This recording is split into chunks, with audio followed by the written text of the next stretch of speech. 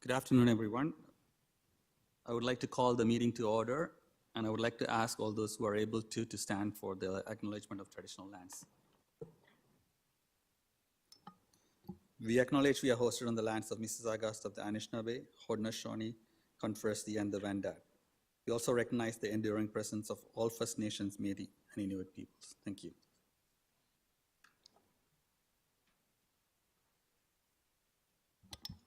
Can I have someone to move and second the approval of the agenda? Trustee Laskin. Point of order, Chair. May I ask a question to the staff regarding the agenda? In my last PPC meeting. Trustee Pei. Yeah. Let me get the seconder for the motion and then you can ask the question. So Trustee Laskin moving the approval of the agenda. Can I have a seconder? Trustee McLean. Okay, now discussion on the agenda. Go ahead, Trustee Pei. Okay, Mr. Chair, in last PPC meeting, when I asked the staff regarding the anti-Asian racism strategy, staff mentioned that they're going to provide an update report to the PPC committee on October 30th. So I didn't see the report on the agenda. Just wondering where is that report, by the way? Thank Through you, Mr. Chair. Thank you, Trustee Pei. Does any of the staff members, Director, would you like to respond to that? Thank you, and through the chair, I'm not sure if Associate Director Salmon is online, but if not, I can provide that through Trustee Weekly. We did update trustees that we would be providing this report at the December, that the strategy was almost complete, and so it would be better for, I think, more informative for trustees as well, to bring it on December 4th at the special PPC meeting. So that's why you don't see it here tonight, but it was indicated in Trustee Weekly. Okay, thank you very much, Madam Director. So I just want to reconfirm that this is going to be anti-Asian racism report coming up December 4th for the special meeting of PPC.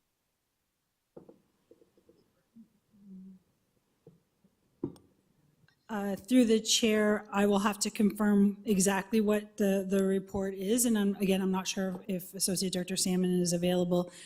And if he is, if he could maybe chime in.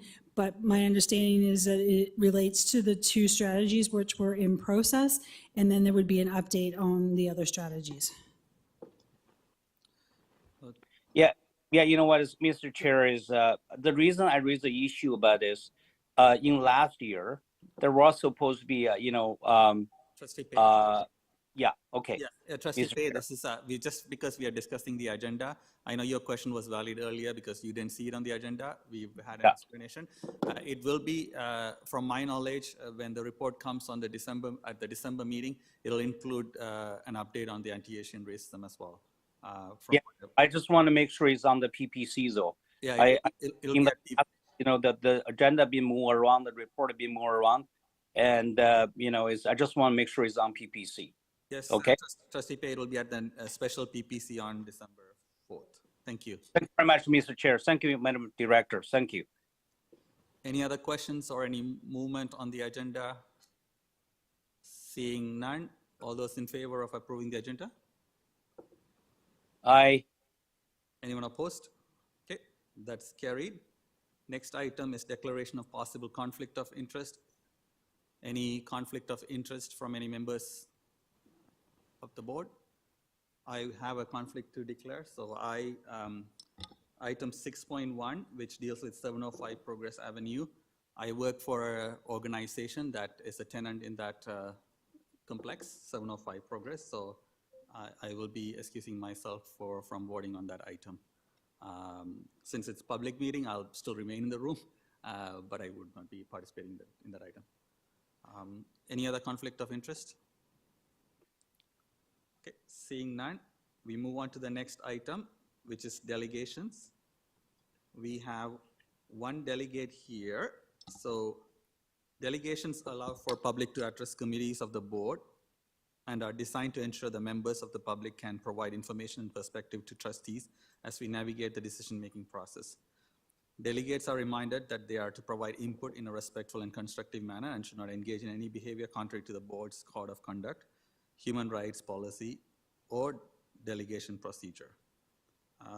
We have one delegate. I'm just pulling up the name, 1 second.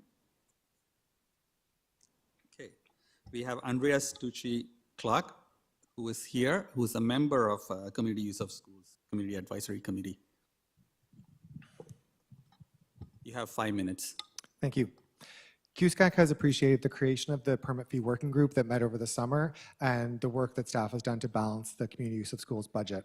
The information presented showed the shortfall and the CUS calculations was really helpful, and we agree the guiding principles for the recommendation are appropriate. Staff presented some principles and some overarching usage data, but as a working group, we never looked at different models or suggestions related to cost recovery. This has limited QSCAC's ability to comment effectively. There are concerns that current mechanisms are not sufficiently transparent and that the increase proposed may result in revenue generation and reduction in community use. While we appreciate that it is the staff's responsibility to prepare the recommendation and that we are only advisory, we felt that there were many details that were not presented, preventing the QSCAC members from truly advising on the full set of proposed recommendations. We feel that the consultation was not as effective as in 2010 when setting up the current model. At that time, data was presented that allowed for the discussion of the actual percentage that would be applied to the A1 and A2 subsidies and how to calculate the blended rate. We acknowledge that the current CUS model in 2024 has not resulted in cost recovery. We agree that the custodian charges on the weekend have been a contributor to this problem. The issue of how to change custodian fees was never fully resolved in the recommendation that were passed at board in 2010, and this has contributed to the situation we find ourselves in now. QSCAC members have been requesting that staff report on how well the model was doing against the CUS grant, and such accounting has not been provided over the past few years. The recommendation that there be a fiscal review after the first round of increases is a good idea, and we would request that this review occur every 2 years to ensure that the model is truly cost recovery. A few additional comments. The CUS grant is meant to support non-for-profit groups as per MOE direction. According to the chart staff prepared showing the usage and cost for 2024, the subsidy used for A1 and A2 permits and LNSP is $4.1 million, CUS grant being $3.6 million, so the shortfall was in fact only $0.5 million. It appears MTCS after-school programs, Toronto Parks, Forestry and Recreation, and external partnership programs have also been receiving subsidies, but it would seem they would not qualify for a CUS grant as they are not non-for-profit. There is still a shortfall, so there does need to be a change in the fee structure, but does the change need to be so drastic and implemented so quickly? The fact that increases are proposed for January and September of 2025 means that there are fewer than 12 months for permit groups to manage the impact. Many groups have already charged registration fees and set budgets for the 24-25 school year, and even though groups were advised of possible increases, it is difficult and not always possible to make appropriate adjustments without knowing the magnitude of the increases. It should be noted as well that with the CPI increase, the September 2025 increase could be close to 10% in total for these groups. In the last QSCAC meeting, there was a verbal acknowledgement by staff that the second increase could be delayed until 2026. Regarding custodian fees, if only one group is in a school at any given time, the solution would definitely be simple, but multiple groups are often in the same school and groups do not book at the same time, so it is hard to see the actual usage until it has happened. Using a flat fee as proposed is a good suggestion given the challenges. However, staff did not share the calculations of how they came up with the custodian hourly rate that will be charged on Saturday and Sunday, and we do not have a sense of how much the cost will be recouped. The minimum charge of 4 hours sounds good in principle, but there are multiple groups at the school all being charged a minimum of 4 hours. This model could generate income. Regarding LNSP, the suggestion to phase out LNSP has the potential to be unbearable to the programs currently benefiting from it. In the last QSCAC meeting, users suggested trying to find other sources of funds, such as foundations, to cover this shortfall. We urge and hope that feasibility and operationalization of this suggestion be explored. Regarding subsidies, in addition to the review of A1 and A2 designations, the percentage of subsidy could also be reviewed to ensure that the model is balanced. We would suggest that the method that was used in 2010 be used again, where different percentages were put into a model with previous year's usage to ensure that the CUS grant is not exceeded and there is no revenue generated. QSCAC will welcome the opportunity to be part of this activity. Regarding pools, An increase in pool rates is appropriate. What is suggested is dramatic. Phasing in these increases over an appropriate amount of time will be essential. It should be noted that TDSB is the largest stakeholder and landlord of aquatic venues and pools in Toronto with 65 pools, 27 leased to the city and 38 available for public permitting. There is growing concern from local Toronto communities, swimming schools, and swimming clubs about the future of permitting TDSB pools. In addition to essential swimming safety skills development, mental and physical health, and athlete training, the aquatic industry develops youth through vocational courses and employs them thereafter. Youth candidates learn first aid, leadership skills, instructional swimming, and coaching fundamentals. Many of them develop a passion for leadership and pedagogy and continue to pursue academic careers in children's education. The Ontario Ministry of Education and TDSB are urged to keep the pools properly funded and open to the public. Thank you. Thank you very much, Andreas. I know you got quite a bit of stuff through the 5 minutes, but there might be an opportunity to answer any questions if trustees have any. Any trustees with questions? Trustee Earhart? If no one else has a question, I'm just going to ask if you could repeat some of the information from your delegation just a bit more slowly. I'll ask a few of the points that stood out to me. Trustee Oh, no, Earhart. it's clarifying. Apologies. It's clarifying. If you want to clarify. Yeah, it's in part because I couldn't digest all the information. So to clarify, mention was made of community use of schools and that some of that funding in the committee's view was being used to fund the ministry. Based on information that we received on the exact amounts of CUS, the CUS grant that was applied to A1 and A2 permits and the LNSP program, that amounted only to 4.1 million. And the CUS grant, our understanding, was 3.6 million. So there is only a shortfall of 0.5 million. And then in addition to that, we are under the impression that Ministry of Training and Community Services after schools programs, Toronto Parks, Forestry and Rec, and external partnership programs have also been kind of pulling from that pool of funding. Okay, and was this brought up during the working group meetings in your recollection? Thank you. Presenting on behalf of the committee, I was not on the working group meetings. Okay, thank you. I'd also just like to ask about impressions around ideas that have been offered by the committee. I believe you'd mentioned ideas in the area of caretakers and the proposals around LNSP. Could you speak a little more about the ideas that had been offered and any rationale provided, your understanding of rationale provided around those ideas, why they may not be possible or what was said? Thank you. With LNSP, I think the idea was to seek out funding through external foundations, which may not be eligible to go directly to the board, but through the programs that are currently, I believe it's 171 programs that currently benefit from LNSP. So the TDSB helping to facilitate those programs, receiving funding through these external sources to offset the cost of what will be the A1 subsidy that they will be under starting next September. And then regarding caretaking, I think was the other one you were asking about. I think our main concern and the main point we brought up was that the way it appears to be suggested to change the rates means that, say you had two groups in a school for 4 hours overlapping slightly or the same 4 hours, and a caretaker there covering both of them, you're actually, the permit would be double dipping in essence. Both groups would be paying the full caretaking fee, where there would only be one caretaker there necessarily being paid. Sounds good. And did the committee ever discuss potential ways of resolving that? Trustee Earhart, you don't have much time Oh, okay. to know the answers.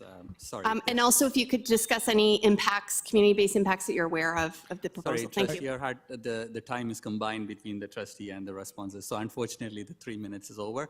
But I would suggest sending Trustee McLean has questions, but I would suggest also sending the written one to all the trustees, to the delegates' email that could be shared with all the trustees as well. I can do that. Trustee McLean? Thank you, and through the chair, did the working group, to the best of your knowledge, you highlighted the potential of the double dipping as it pertained to the custodian fee.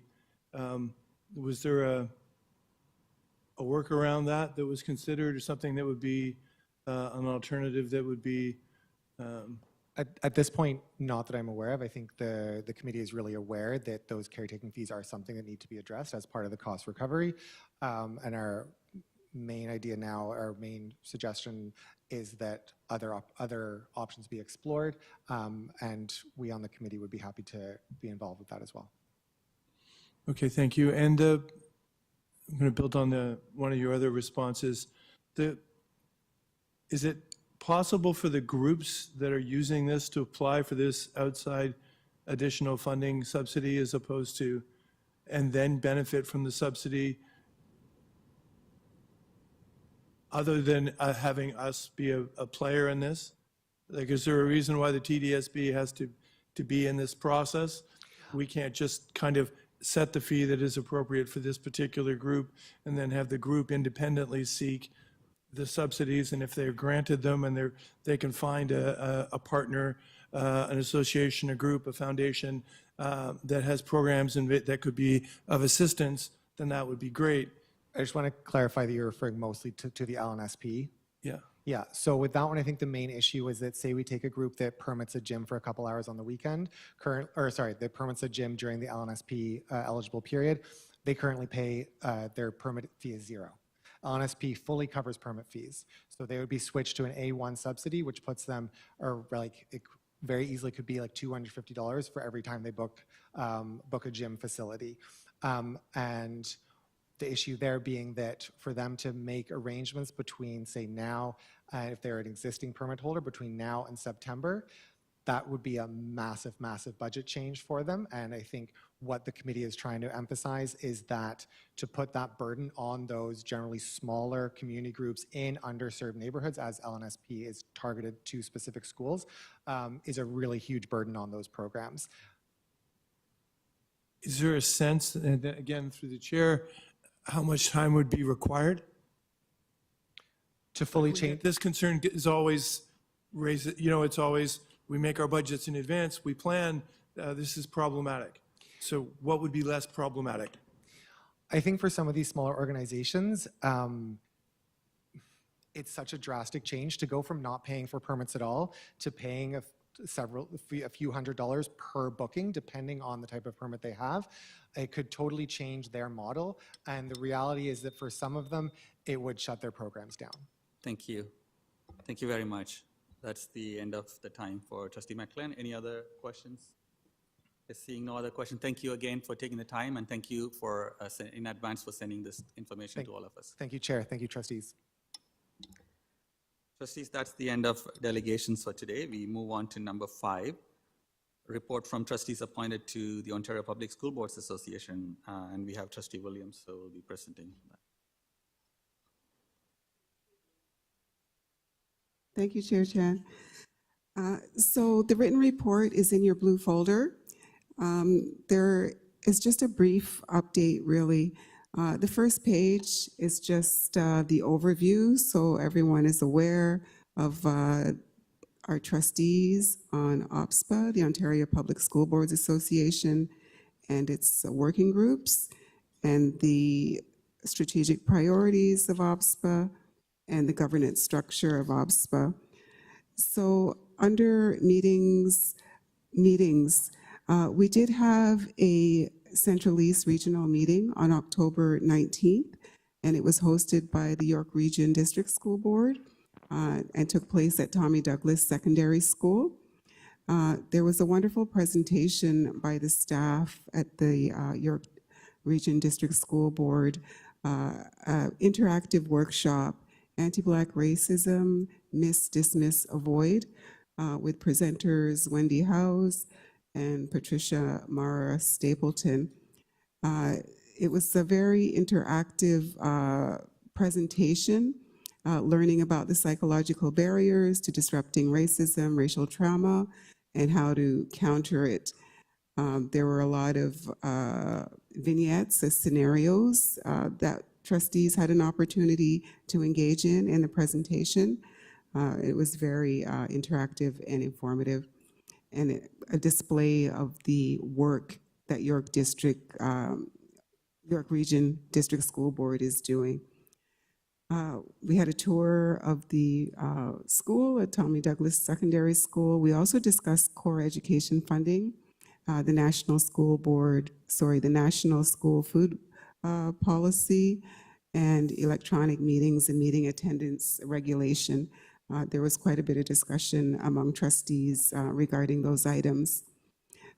For the government and public affairs update, there's just an update, an overview. Last week, October 21st to 25th, was Local Government Week that OPSPA holds annually. There was resources and information available to all trustees to engage grade 5 and grade 10 civics classes, either in person or virtually. And the information is there in the update. Yeah, and the bulleted, highlighted point, did you know that public school board trustees have been shaping our education system since 1807? And there's a link to further information on the TDSB website as well. Legislative updates, just highlighting the National School Food Program. In early September, the government announced the National School Food Program agreement with Newfoundland and Labrador. And following, there was, in addition to the Newfoundland and Labrador, Manitoba has also joined the National School Food Program, and British Columbia and Ontario are expected to join that National Food Program soon. There's an update there about the Canada-wide early learning and child care. I guess, a bit of news. October 22nd, there were hundreds of operators and staff for profit childcare centers at Queen's Park, protesting regarding the changes that are being proposed regarding the national 10-day-a-day childcare, and calling for the changes to the funding formula, the proposed changes that the province is making effective January 1st. There's a list of OPSPA submissions and advocacy letters. You've seen it in previous reports, and the latest one is on the top with a link to the submission in the PDF, in the document that was shared with all trustees. OPSPA's response to the Ministry of Education's life skills consultation. And just a reminder, there are upcoming meetings, but there is an Indigenous Trustees Council at OPSPA, a Black Trustees Caucus, and just a link there to OPSPA's professional development for trustees and the listing of upcoming dates, and a link to the calendar of the upcoming meetings and events. And just to highlight, on January 24th to 25th in the new year, the PES, the Public Education Symposium, which all trustees are encouraged to attend, and also some links to useful information and resources. And that's the end of the report. Thank you. Thank you, Trustee Williams. Trustee Laskin?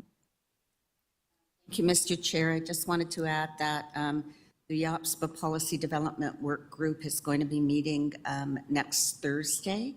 There are 4 items on our agenda, including the Core Ed funding grant submission from OPSPA, the changes to the Municipal Elections Act, presentation on artificial intelligence, and next steps in a code of conduct template that OPSPA is developing. So I just wanted to mention that. I know that I will share with our staff the OPSPA funding directions when we get more information on it, just to ensure that we can align together and increase the advocacy. Thank you very much, Mr. Chair. Thank you. Trustee Arts? Thank you, through you, Mr. Chair. Yeah, further to Trustee Laskin's comments, the Education Program Work Group is also meeting, but on Wednesday next week, November 6th, I believe, to discuss some of the same things, including the funding, the funding engagement.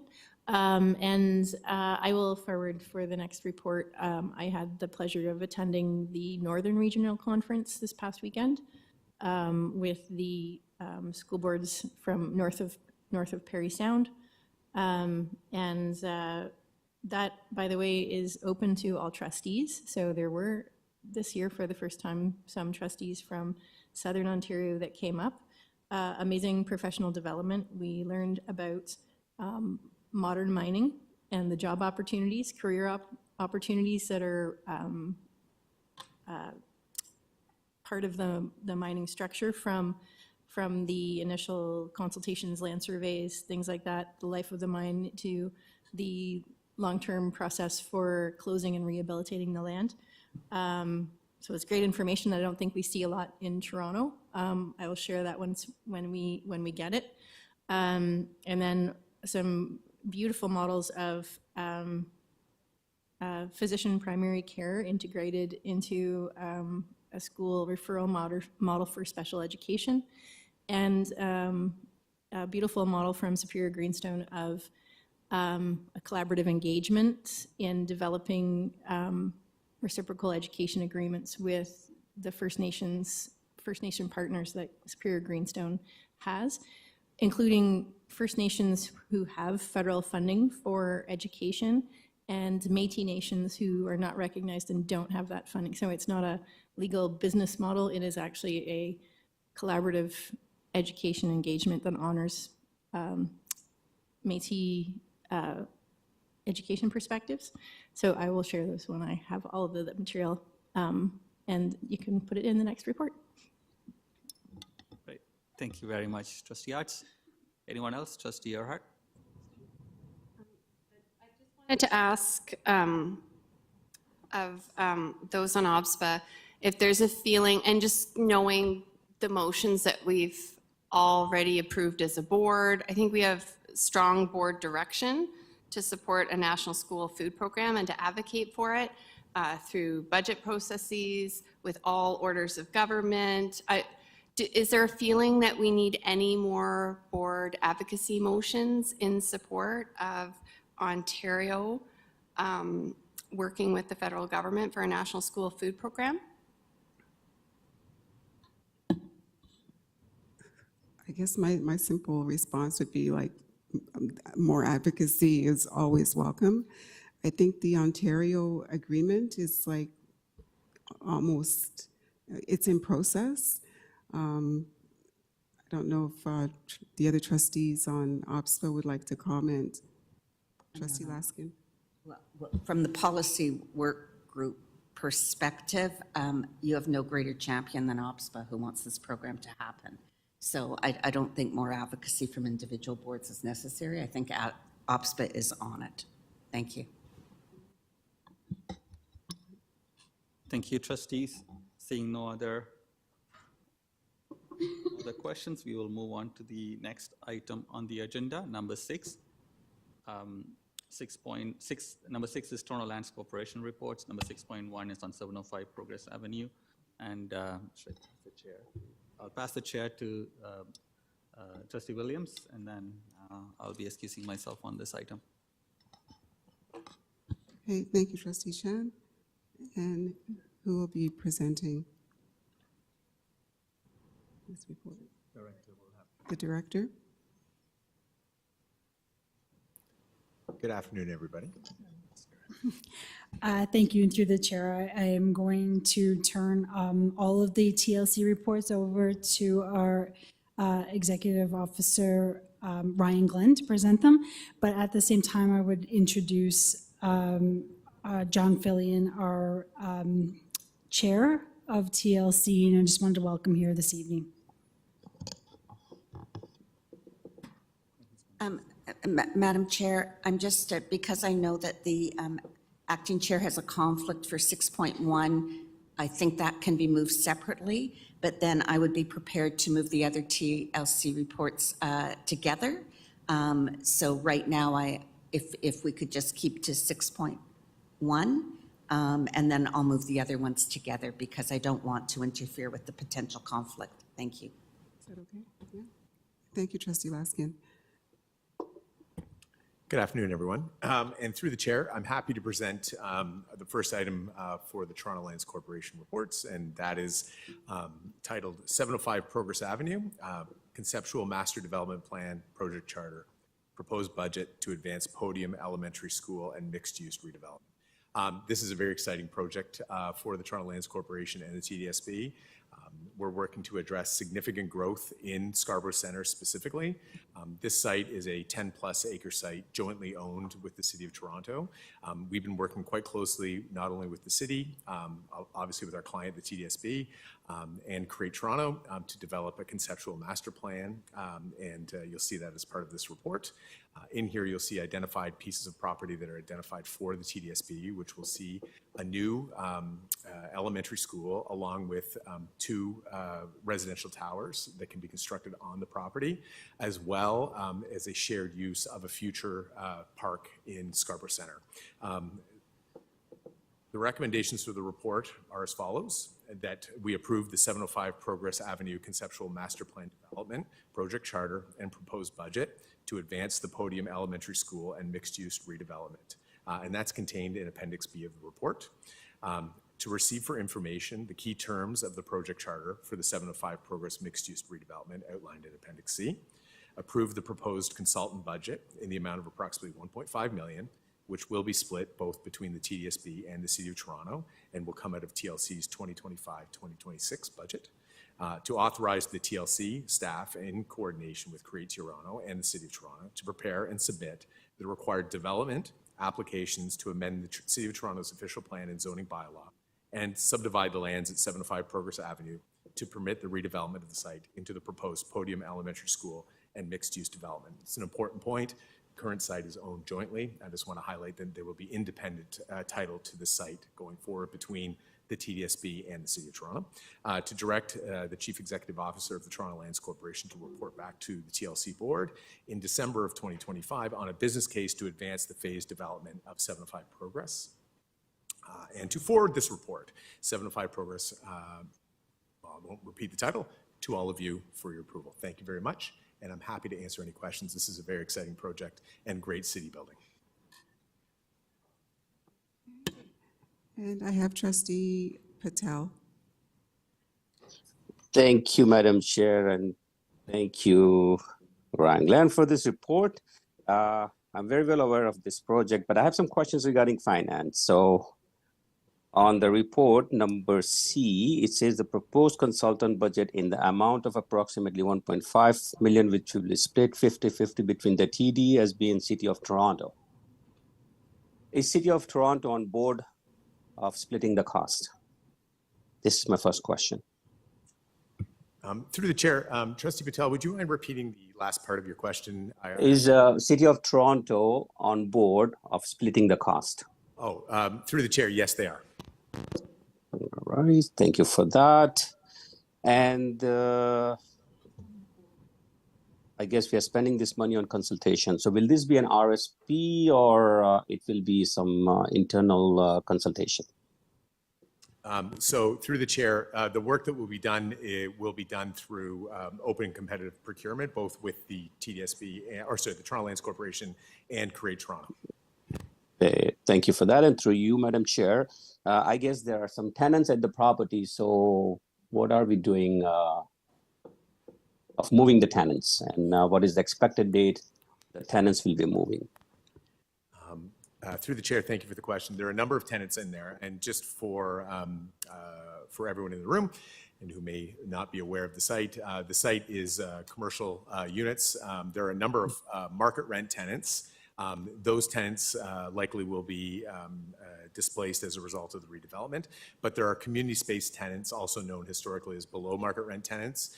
These are tenants that serve the community and are part of the social development finance and administration program at the City of Toronto.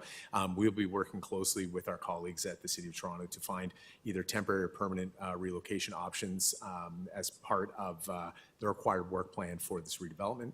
There are also some city tenants in there, and those will be the responsibility of the City of Toronto to either find new homes or incorporate them into the future development.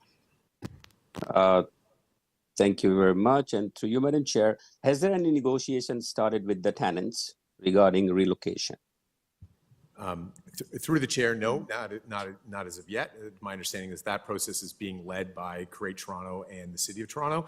And my understanding is there is a public meeting about this tomorrow night, which the Toronto Lands Corporation will be attending on behalf of the TDSB, along with Create Toronto and the City of Toronto.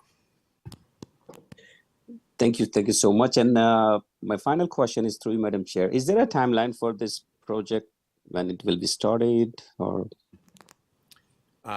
Through the chair, as I mentioned in my brief comments at the beginning, phase one of this redevelopment is proposed to be the TDSB property, and we hope to, our goal is occupancy in the later part of this decade.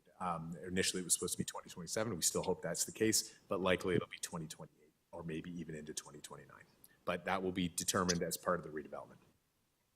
Thank you so much, and thank you, Ryan, and thank you to your team for spearheading this project and making it possible. We've been waiting for this project, so thank you so much for all your work. Thank you, Trustee Patel. Trustee McLean? Thank you, and through the chair, and like my colleague, I'd like to congratulate the team and thank the team for all their efforts. This is exciting. These are, anybody who's worked on TLC, this is like the hanging fruit. This is what gets everybody excited. These projects that, this is what gets everyone excited. And they take a long time to come to fruition, and so it's great that we're working in that direction. I'm a little I'll start off, I guess. Do we expect to use POD to fund this ultimately, or do we expect to make applications to the ministry? Through the chair, I would anticipate that we would put this through as a capital submission. But as I mentioned earlier, we're in the fortunate position of having the portion of the property that's fronting on Progress Avenue, which allows for significant redevelopment opportunity above the school. So there is the ability to generate revenue off of a mixed-use development if we were required to do that. Okay, thank you. And follow up through the chair. More to senior team, I guess, I'm a little concerned about what we commit or how this works actually in terms of what we prioritize when the government, the ministry asks us to prioritize that which we put in and make capital submissions for. And do engaging in these agreements kind of bind us to a lack of flexibility when it comes to responding when the ministry, like if we're half in on all these projects, because they take so much, they take us an extended period of time, but then they become front of center, and we only get to apply for so many, and if we've got 3 or 4 of these in the mix, then all of a sudden we lose flexibility, or I'm concerned about potentially losing flexibility about having, directing immediate needs. So do we get to have our cake and eat it too, so to speak? Thank you, and through the chair. It's a great question, and it's a question that we've been discussing with the ministry, because we know that these come forward at certain times, and we have a short window of opportunity to be able to be part of these opportunities. And so when we do have those conversations, we ask for it to be considered separately from capital priorities. Right now, they don't the ministry doesn't have another opportunity for us to be able to request funding. We did take part in a urban planning work group with the ministry and some of the urban boards.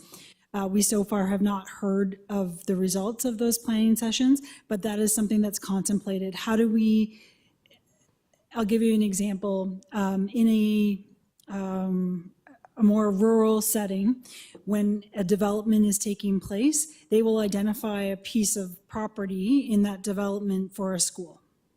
And that doesn't mean that we have to commit to building the school, or those boards don't have to commit to building the school, but they've got something identified for them that when the need arises, they have a spot to build the school. I equate this to the same, that we are entering into some sort of agreement, memorandum of understanding, but we're having to commit our dollars right away. And that's the difference in the two of them. And the ministry right now doesn't have a way to separate those two things. So that is something that we've requested. We have the same concerns as you do with regards to these opportunities coming forward as a new school, potentially, and yet us committing our capital priorities dollars in advance of other priorities that may come forward. Thank you, and that's great. And I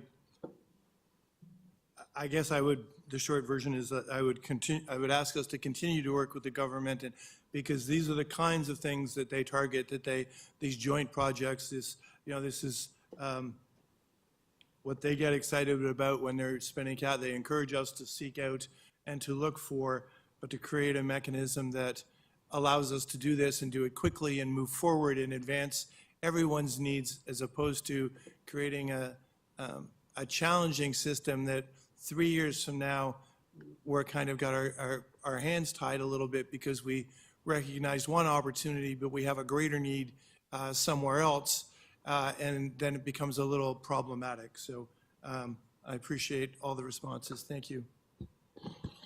Thank you, Trustee McLean. The next speaker, Trustee Pei. Thank you, Madam Chair. Thank you, Ranis. My first question would be, what's this major reason the TLC select this particular site to build a podium school?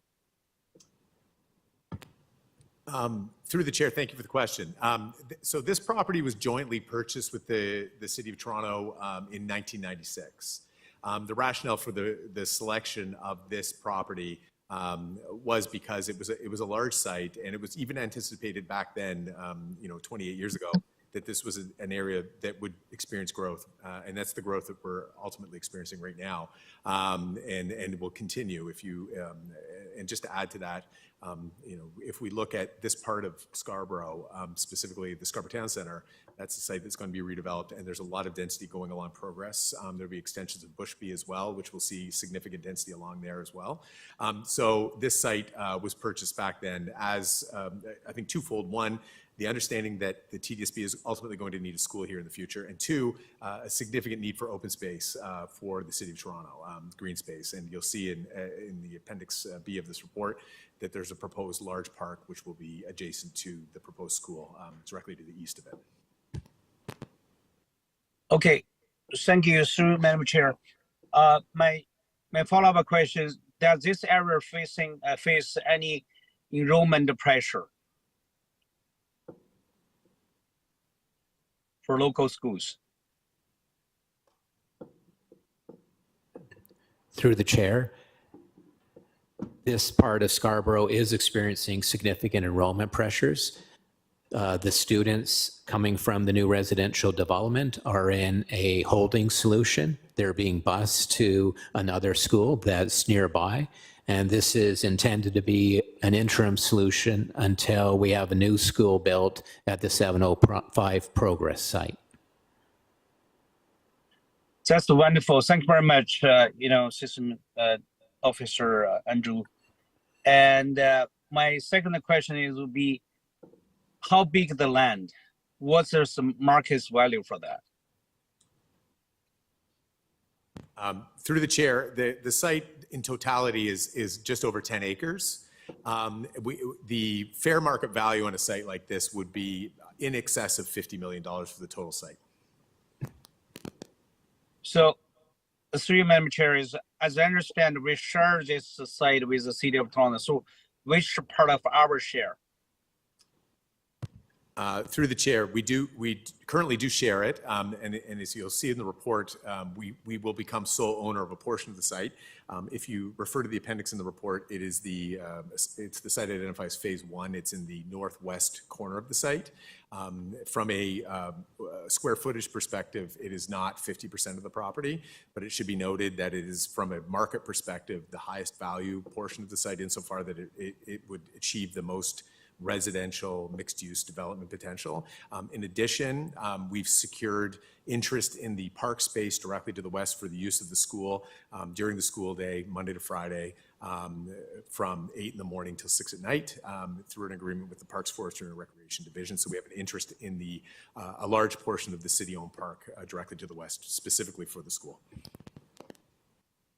Okay, thank you, through Madam Chair. My follow-up question would be, what's square footage? Where are we expecting to build on this property? And how many students were anticipated is going to be enrolled to this school?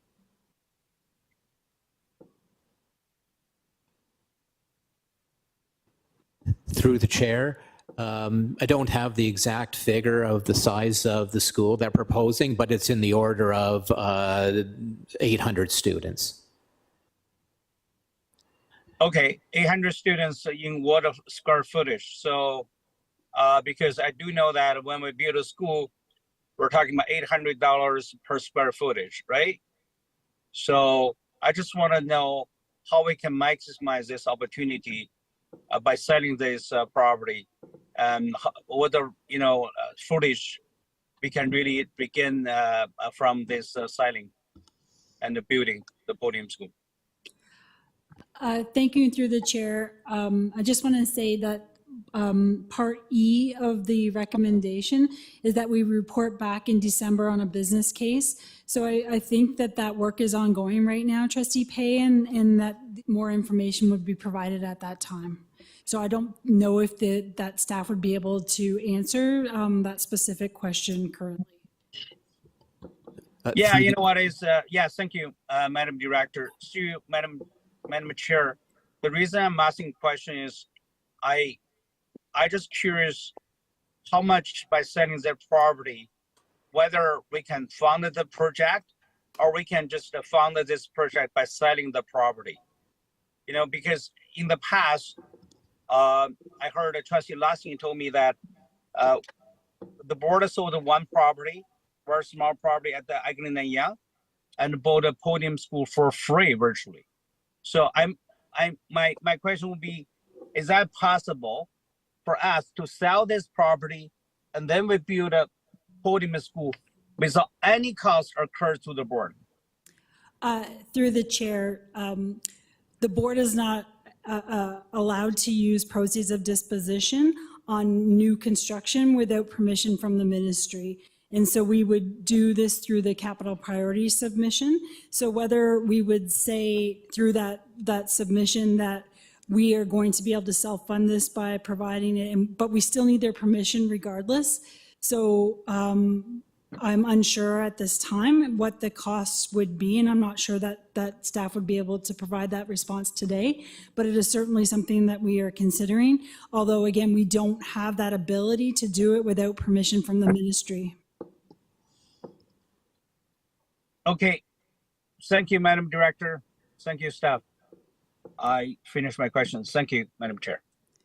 Thank you, Trustee Pay. And I see no one else on the speakers list. Thank you for the report. So we need a mover and a seconder. Moved by Trustee Laskin, seconded by Trustee Arts. Are we doing this on eScribe or just show of hands? eScribe is opening.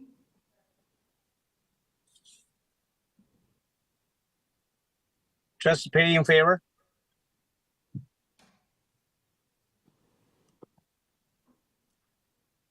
Hassan in Trustee favor. Patel in favor. Trustee Nunziata in favor. Volker Rotman in favor. Trustee Lee is in favor.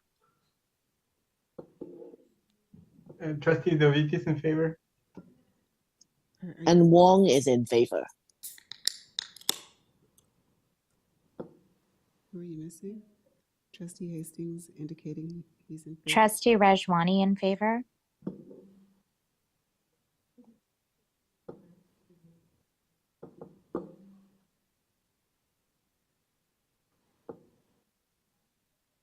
Who's missing?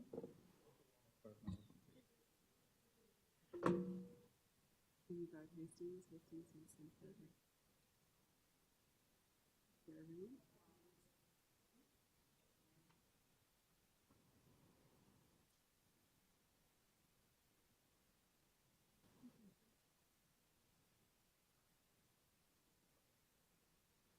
It's carried. Thank you. And just a little bit of housekeeping. The trustees who've joined the meeting after it started, could you please identify yourselves? James Lee's in the meeting. Skilaraja. Trustee Volker Rotman. Dovitis. Trustee Rajwani.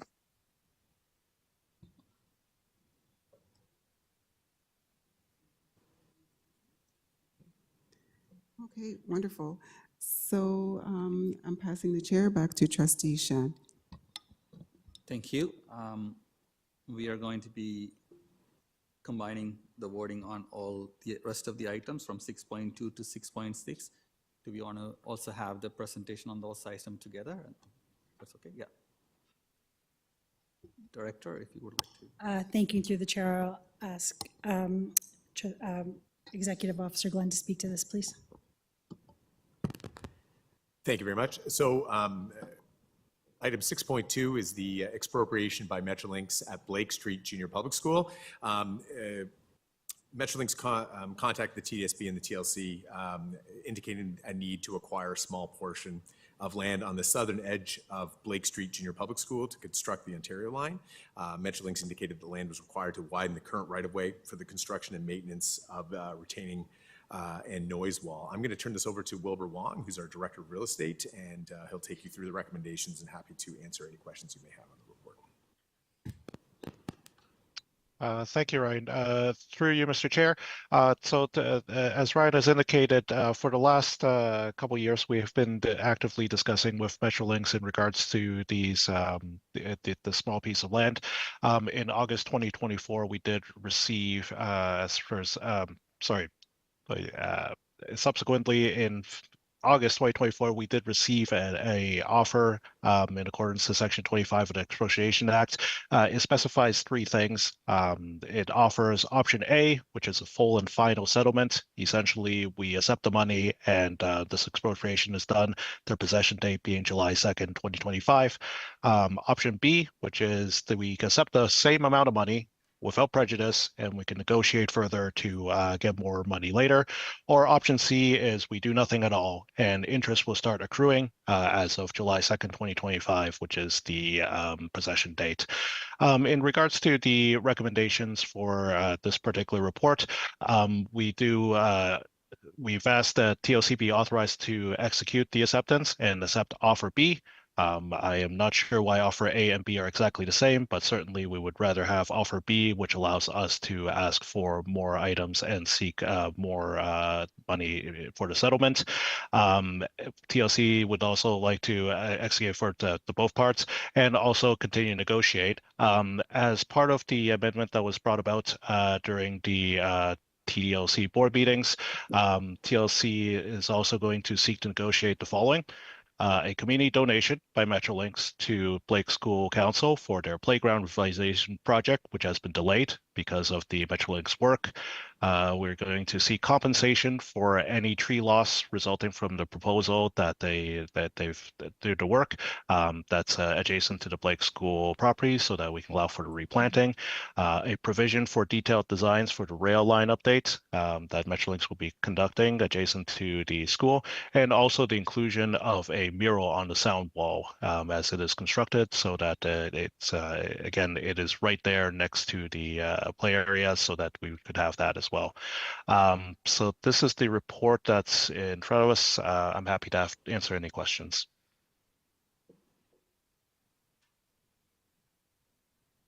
Trustee McLean. Thank you, and through the chair, this secondary negotiation, this acceptance and ask around some of the things that were just highlighted, is this where we would ask for the type of agreement to form a group with the Blake Street School around equipment, hours of use in relation to coming and going? I know sometimes when we have construction near schools, we'll negotiate with the builders to the best we can about the times that we know that are in the neighborhood that is going to be more complicated for students for coming and going. Is these the type of situations that would allow us to kind of enter into these agreements to ensure, to best ensure the safety of the students and families and staff and community, for that matter, of everyone that would be affected in this particular area as the work expanded in this direction? Through the chair, thank you for the question. Absolutely, yes. So part of the negotiations and the conversations that we would have with Metrolinx would be to mitigate against any disturbances or impacts to not only the school specifically, but the community at large. Thank you. Any other question? Trustee Yards. Thank you, through you, Mr. Chair. Just to clarify, the items listed under number 4, when I first read that, I thought we were already getting these things, and that sounded very generous, but we don't have these things. You want to negotiate. We would be approving TLC to go and get these things. Through the chair, that's correct. Okay, thank you. They do sound lovely, but were these items under number 4, is this coming from the community or discussed with the school community? Yeah, through the chair, there were amendments to the original report in consultations with the local trustee in the community. Thank you very much. Trustee Arhart. To elaborate, I want to express my thanks to TLC, TDSB facilities, the multiple school principals, superintendents, and executive superintendents who have been engaged with Blake School and other schools in the Toronto Danforth community around the Ontario Line project and Go Lakeshore expansion and the impacts of Metrolinx work in our community. In particular at Blake, all of those aspects of the TDSB combined with the Blake School Council and members of their playground project took a tour of Blake School to see the site, and that's where these requests came out. The requests have been ongoing for several months. And I just note more broadly that this is one of many elements of Metrolinx impacts across the TDSB. Many are being felt in the community I represent, but they are being felt beyond this community as well for this project. And in my view, if we're going to build transit faster in our community, our board requires the support to be able to project manage with Metrolinx the many, many projects, sub-projects ongoing near schools and those construction impacts, because they're being negotiated on a regional, like on a basis that is larger than the school alone and is requiring a great deal of time, I observe, by staff who have a lot of other things to do as well, to do this work with Metrolinx as well. So this has been something I've mentioned a few times, and so I will mention it again, that I do believe that dedicated provincial resources are required for that purpose in order to build transit faster, to support the TDSB to work with Metrolinx in order to do so, while keeping students safe and empowering school communities in the process. Thank you. Thank you. I don't see any other trustees on the list, so we will move on to the next item on the agenda, that is 6.3. Thank you. you very much. So the next item is the item 6.3, which is the amendment to the land exchange for the Eglinton Junior Public School site. I'm going to turn this again over to Wilbur Wong, and we're going to explain the rationale for the amendments. And this is specifically to deal with main item is that the original proposed school is much larger than what was originally proposed in the agreement that had been previously approved by the board. In addition, putting some parameters around other items like timing. So I'll turn it over to Wilbur, who will take you through it. Thank you, Ryan. Through you, Mr. Chair, this is an update to the report that was passed in June 29th, 2022 in the private session. Since then, we've been negotiating with BASIS and also planning out how this school would actually fit within this development. And as Ryan has alluded to, the school, after determination, has expanded significantly by about 25,000 square feet in order to accommodate. One thing that was found during these discussions and trying to plan for a school is schools inside a podium school require a little bit more circulation space, hence why ending up at the 145,000 square feet, which you can see there as the second item of the recommendations. As part of that, in order for, as we would still like to pay nothing for the school itself and not have to contribute dollars for that 25,000 square feet. BASIS has proposed that we change the compensation of the density bonus and increase it from 979,000, which again would mean that any square footage achieved higher than 979,000, they were to pay us $60 per square foot. That number will be changed to 1.2 million square feet. If you do the rough math there, it is approximately the same as the build out cost for that square footage, maybe a little bit better off on our end. So that would be the recommendation C there that you see there. And then for the next one, we did have to hire a advocate architect just to help map out exactly the needs of TDSB and have them properly conveyed to BASIS. And BASIS has agreed that they will pay for the costs of that advocate architect. The last two items there have to deal with timing. Originally, the agreement had set out timings that require BASIS to start construction at a certain date. Those dates you can see as a general idea are within Appendix A. One timeline we have there has the ideal timeline, or I would call it the likely timeline, and the second one there is the outside date timeline. That would be that if they needed to wait until the last possible date to waive conditions or the last possible date inside the agreements, that would be the approximate timeline, which would mean that construction would start in approximately 2041. But there would be no set requirement for that construction to be completed. As such, there is a recommendation here that modifies that to compel the completion of the site by year 2035, which would be significantly faster and I believe a requirement for the students in this area. The last item there is a amendment to the agreement where we are looking to make sure that it is BASIS that will complete this construction. So the recommendation reads that it will provide that they will not be able to assign their interest to a third party, including changes of control without the written approval per TDSB in the TDSB's sole discretion. And those are the items within. I'm happy to answer any questions. Any questions from trustees on this item? Trustee Laskin? Thank you very much, Mr. Chair. I think for my colleagues, just a further explanation. What's really important about when we do projects with developers is to really ensure that the focus for us as a school board is actually on the school, not on the development. And that's why we needed an advocate architect. For example, in the first iteration of the drawings for the new school of 1,100 pupil places, the developer showed one entrance. So it just gives you a sense of their focus being on the development. Our focus must always be on the school itself.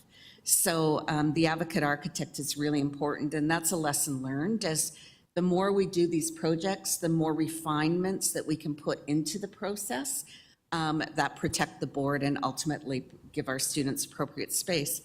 The other piece that was brought to my attention, and I'm fortunate to be one of the directors on TLC, is the fact that for some inexplicable reason, the original agreement was made without a timeline for completion of the school.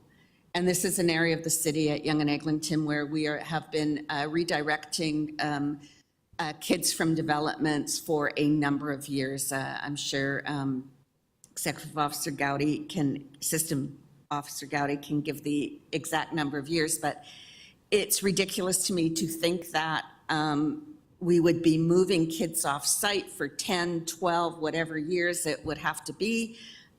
So we got agreement that they would build the school. The school is being built in 2 phases regardless, part of it in one tower, part of it in another tower. But while the first tower was being built, the kids could remain on site safely. So the issue is that they can't just build the first phase and then wait 5, 10, 15 years, whatever they choose to do, and leave the kids off site for generations of students for Eglinton. So the idea here is that they'd have to start phase 2 when phase 1 was finished. So the maximum number of years the kids would be off site would be 4. Davisville was off site 3, Hodgson is being off site 3.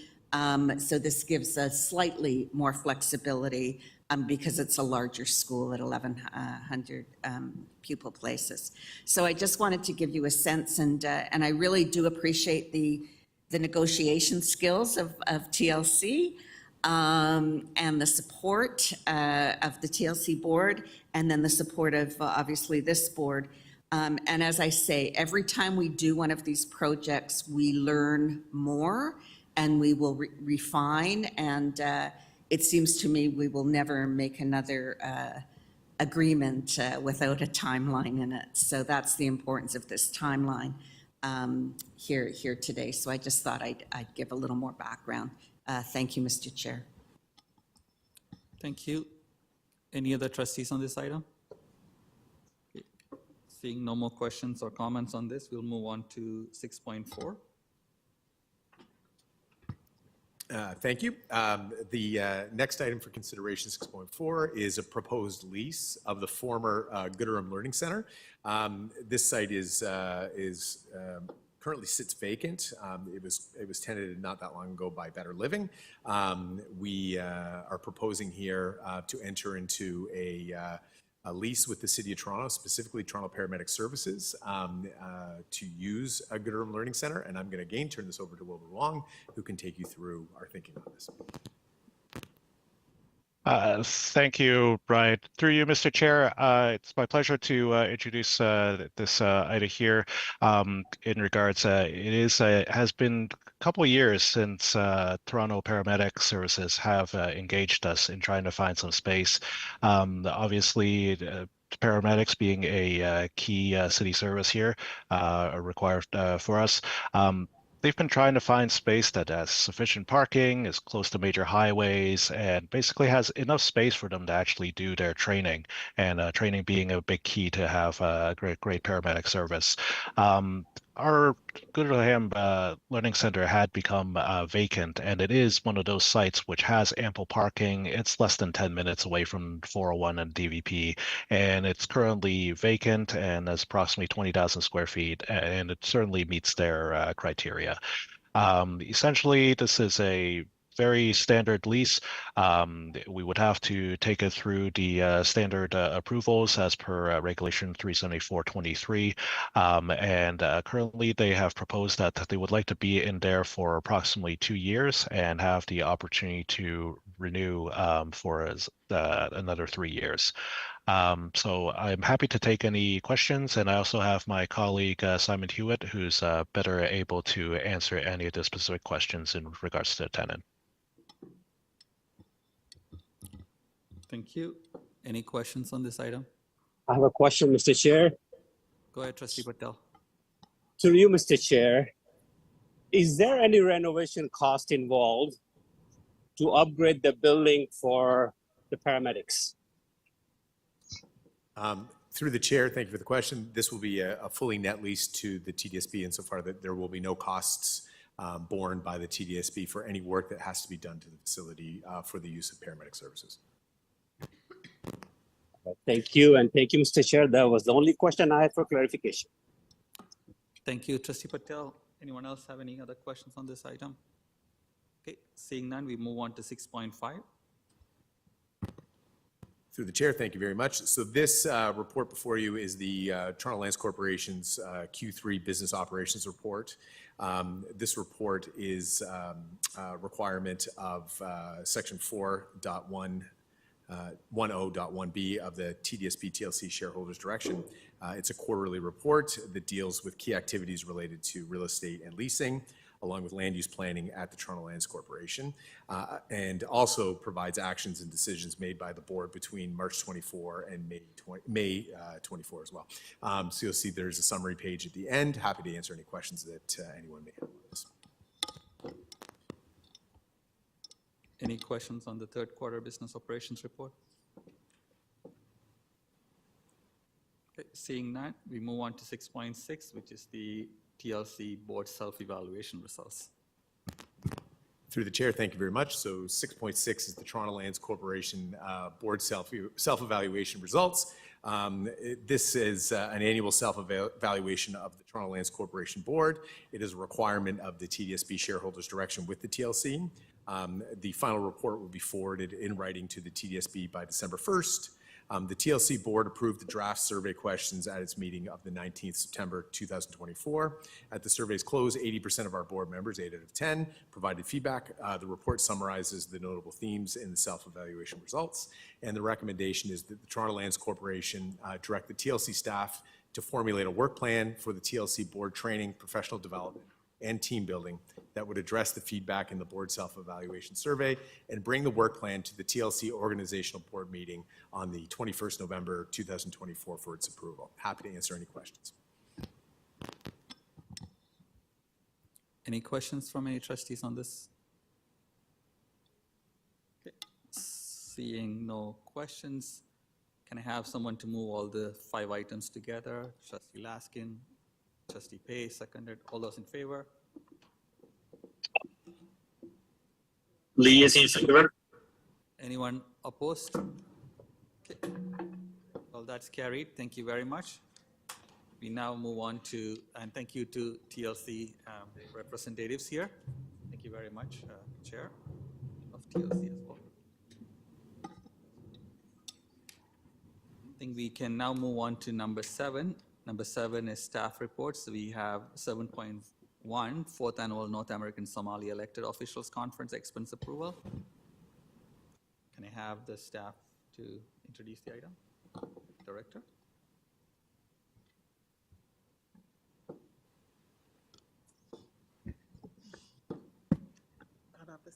Through the chair, we have a request from Trustee Hassan to attend a conference, and in accordance with the governance procedure PR 582B, trustee expenses, the application is submitted for approval, please. Trustee, this is a bit of a retroactive application, but Trustee Laskin, go ahead. Thank you very much, Mr. Chair. Has not this already happened? The dates are past. Yes. Thank you, Trustee Laskin. Maybe Trustee Hassan may be able to explain. This is a event that is a conference that he had decided to go within a short notice, so he is retroactively asking. He did inform us before he left, and he's asking if the board can approve the expenses. So maybe Trustee Hassan, are you online? No, Mr. Chair, I don't need Trustee Hassan to comment. I just don't believe this is in order. This is not our policy. Things are meant to come in advance for approval. This is after the fact. Why is it here? Yeah, Trustee Laskin, through you, Chair, if you don't mind if I can explain.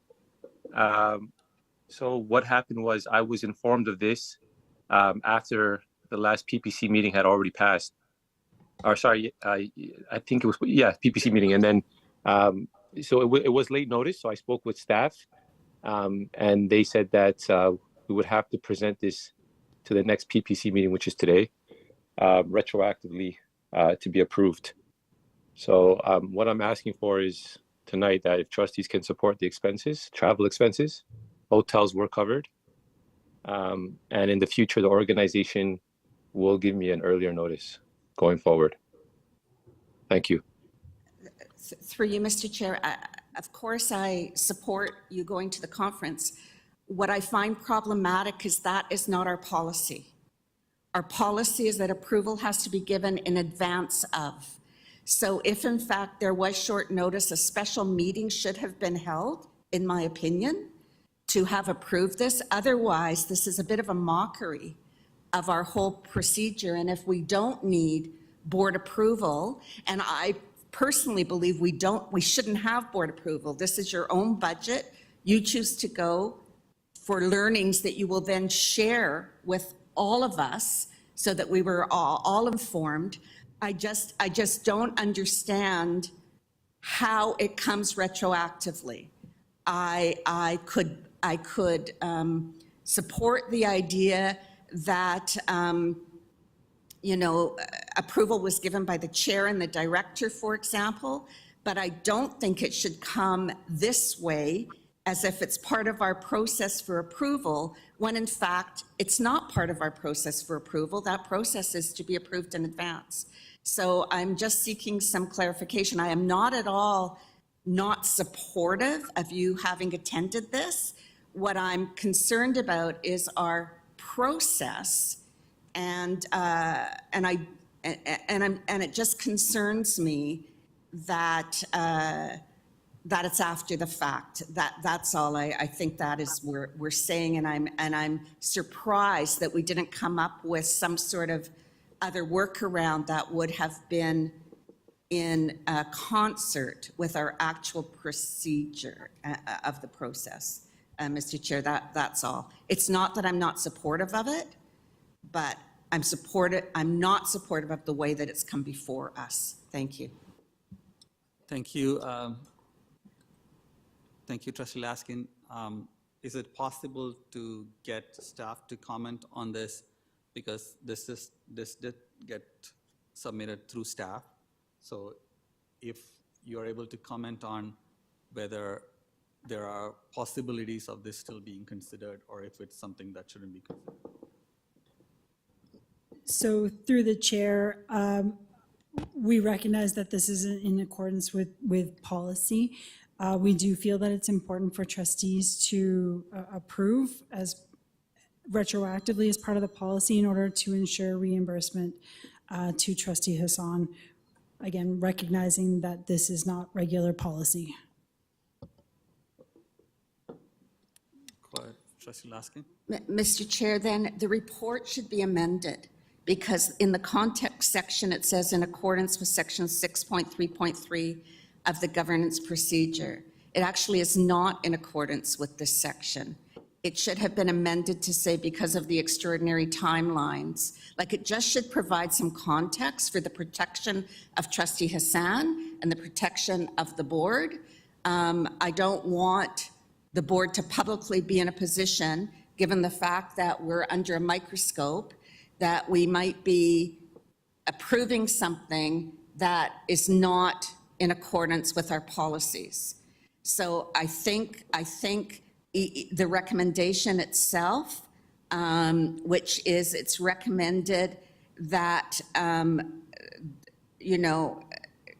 somehow in that recommendation should be language that clarifies, because of the short notice, pre-approval by staff and the chair was provided, and now in accordance with the policies retroactively we're asking for approval, or something to that. I'm sorry, whatever the appropriate language should be. I am just not comfortable approving something as if approving something on October 30th when the conference was on October 19th to 20th, when it says it's an approval in accordance with our policy.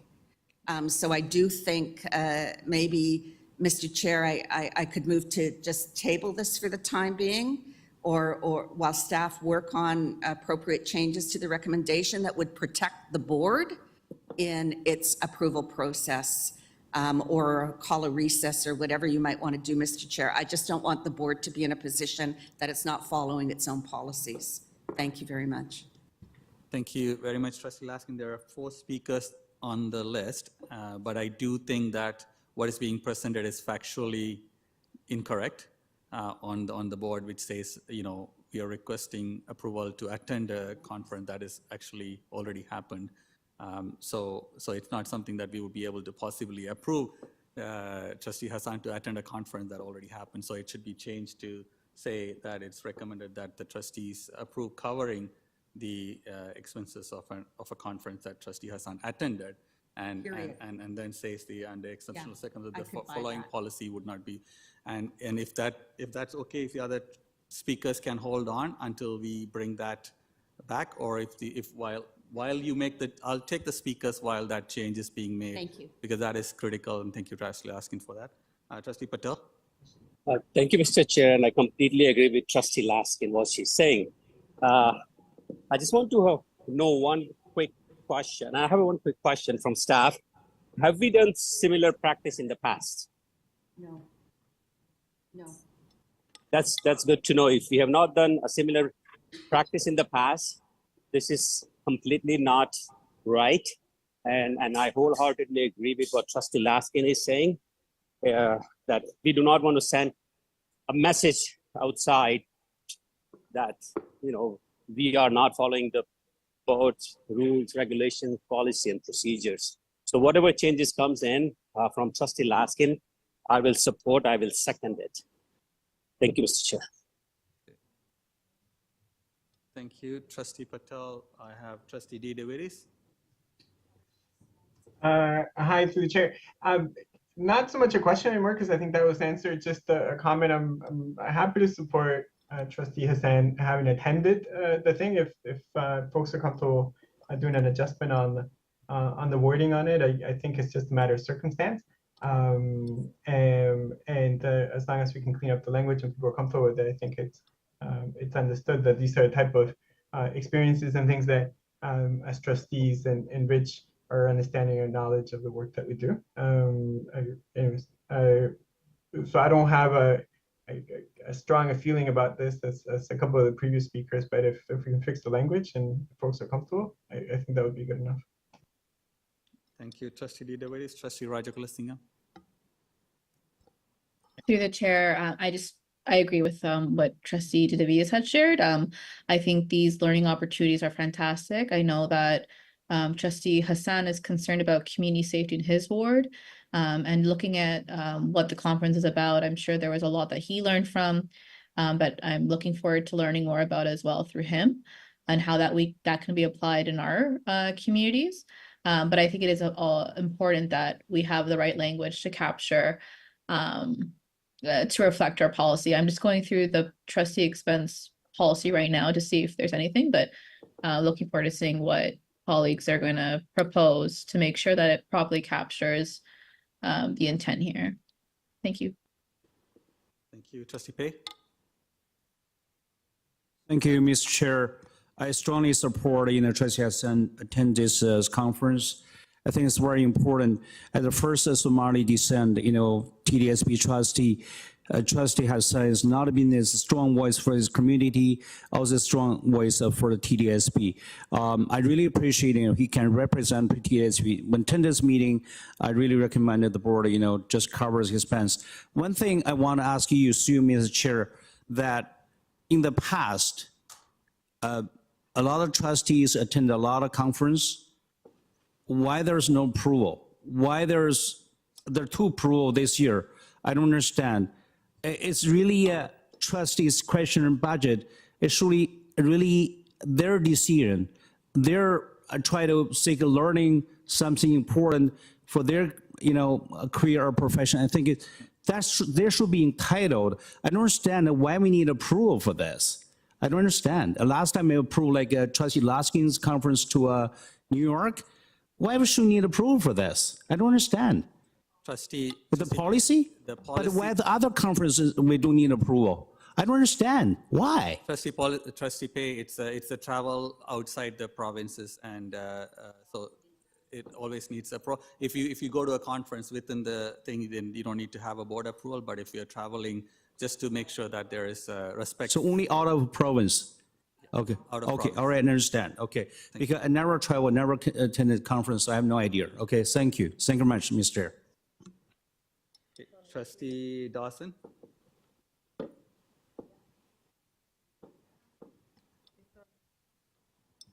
Thank you.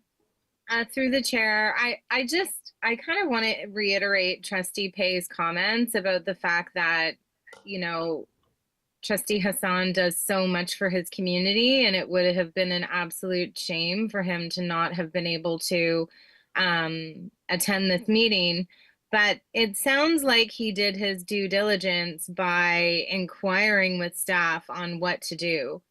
So, you know, while Trustee Laskin makes a great point that we should have had a special meeting and that the procedure should have been followed via that special meeting, that doesn't seem to be the advice that Trustee Hassan was given. So I was wondering if staff could comment on the advice provided to Trustee Hassan.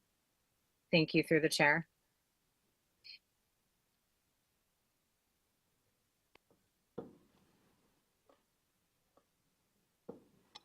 Director, would you like to comment? Through the chair, I'm going to ask Officer Joseph Dowers to respond.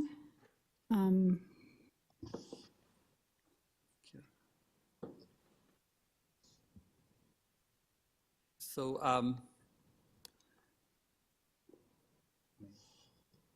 can we are trying to get a staff member to address that. Through the chair, then maybe Comptroller Harris could provide a response. Thank you. Thank you. Through the chair, yes, the advice to the trustee was to seek retroactive approval at this meeting. So I appreciate there's some concerns with that advice, but that was the advice that was given. And with respect to the question about has this occurred before, I can't speak to what's happened, you know, in all of the past, but in my tenure, this is the first situation we've had where a request like this has come up. So trustees, the first attempt to get this approved came on Thursday, I remember if I correctly, and Trustee Hassan was leaving potentially the next day.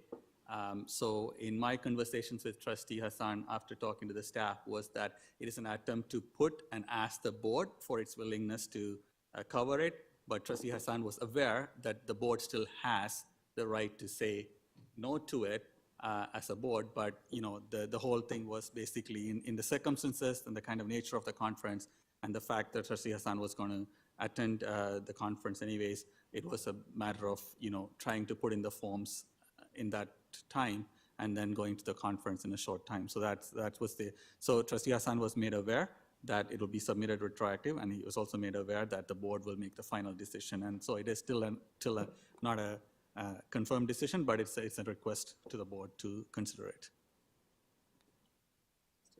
Okay, thanks. Just one more question to staff through the chair. You know, a lot of us are new and we're still learning our policies. And, you know, I'm a little concerned about the advice that was provided. And I wonder, you know, is this requirement of having to approve out of province travel or expenses, is that a TDSB policy or is that a provincial requirement?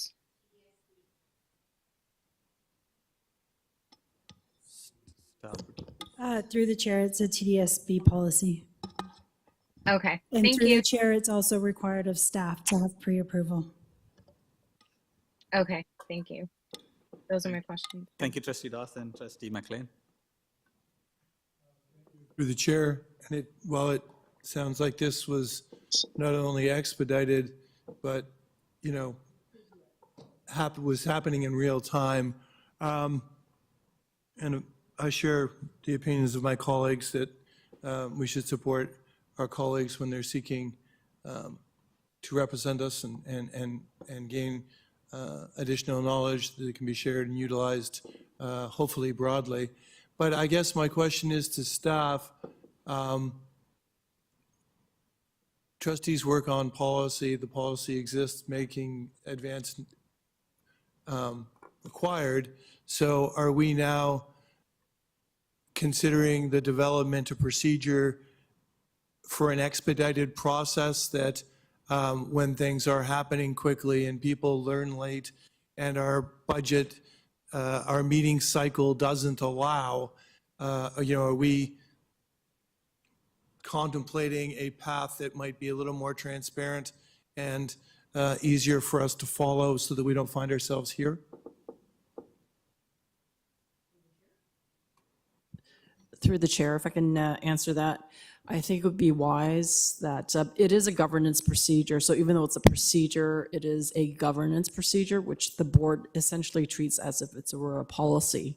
So this was, the rules are in here largely based on good practices in terms of transparency and accountability.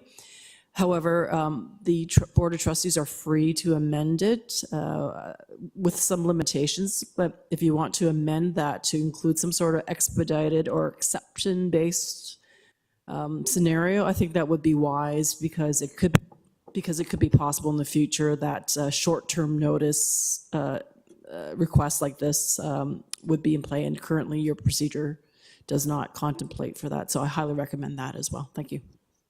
Just to follow up, does anyone know when it's due up, when this policy is due up for review?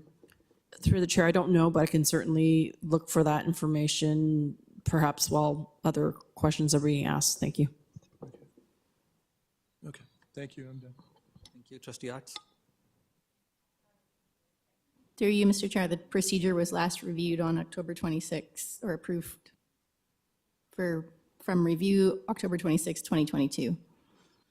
So, sorry, I just happen to have it open. I just wondered through the chair if Trustee Hassan could, at later time, I won't take more time now, could share a few words about what he thought about the conference and what he might have learned. We had a really good discussion on PD. Boards across the province all do their professional development approvals differently. Most boards actually don't have individual trustee expense assigned to them. They share a pot of money. And so they do a myriad of different collaborative things to look at what kind of PD is available, who's going to attend it, and then bring back the information. But I think this would be a great example of something that other boards might be interested in. Thank you, Trustee Arts. I'm going to pass the chair to Trustee Williams.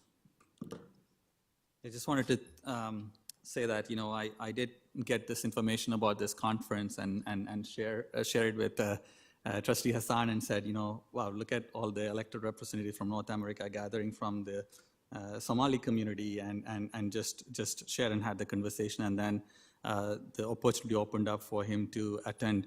And, you know, when I had the conversation, it was in no way precedent setting to say that, you know, the process of external long distance travel should not have pre-approval, but it should have an option to bring this back to the board to see if it could be covered. So he was well aware that, you know, there is a small chance that this expense may not be covered. But I think the opportunity outweighed that risk and the kind of value outweighed that risk for him to go. I do think that we need to start thinking about communities differently. Sometimes we focus on geographic communities, the communities of common bond, including the Somali community, and the wealth of information and sharing that can happen in spaces like this can come back and help us address some of the gaps. You know, we've had, serious opportunities gap for this community in the past. We have come through and made progress, particularly by the hard work of the community. But we have to constantly stay the course, because any kind of backpedaling, any kind of slowness might make us revert back some of the progress. So I think it's a very valuable experience. I do think that we still continue as the acting chair of the board. We should still continue to have the whenever possible, have the advance notice for travels that are large number of sums and travel and accommodation outside the country as a due process to have that, because it is always good to travel with the approval of the entire board than having to defend it by yourself, because the board values your participation. It's a sign of credibility for what you're doing, as opposed to a trustee being left by yourself to defend something. So I think it is always good to have that process.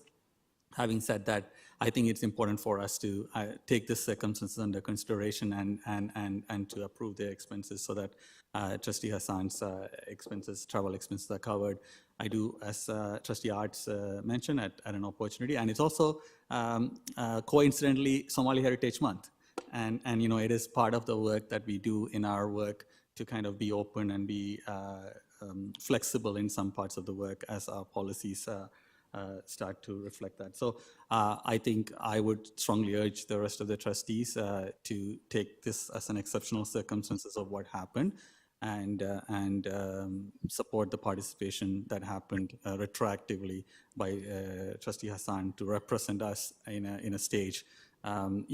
When people see racialized young trustees come from Toronto to represent in a national or North American context, it all gives us us all a lift. So thank you, and I'll finish with that. Thank you. I'll pass the chair back to Trustee Shan. Trustee Erhard, you're next. If that's okay, thank you. Thank you. And Trustee Hassan? Yeah, through you, Chair. Can I remove the request?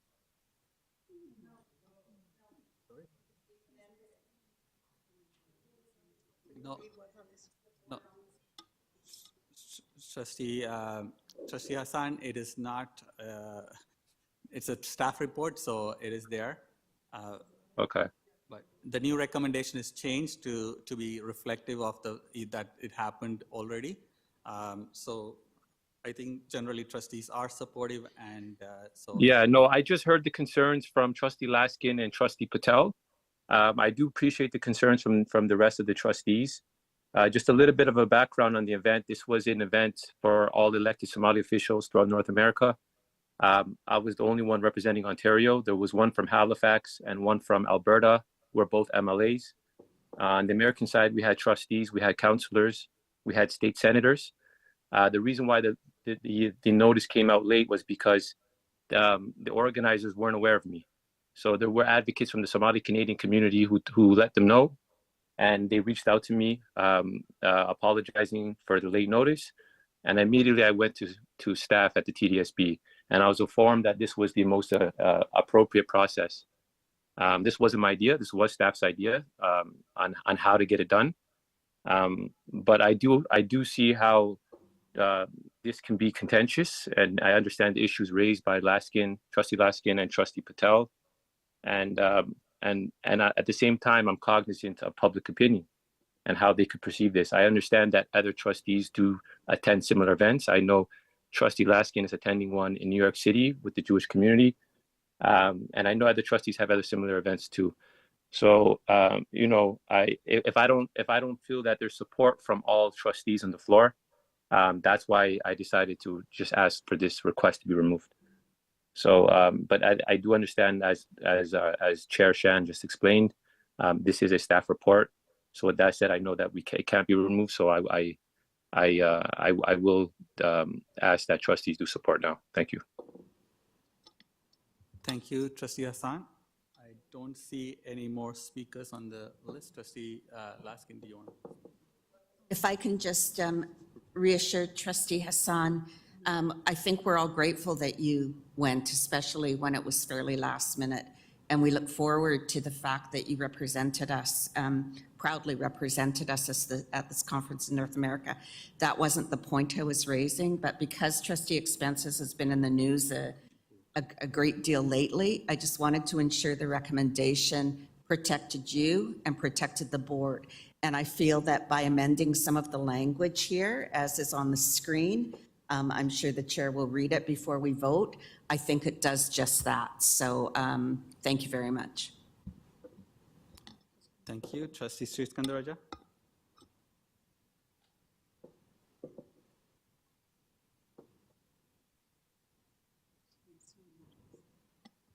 Trustee Sri Skandaraja.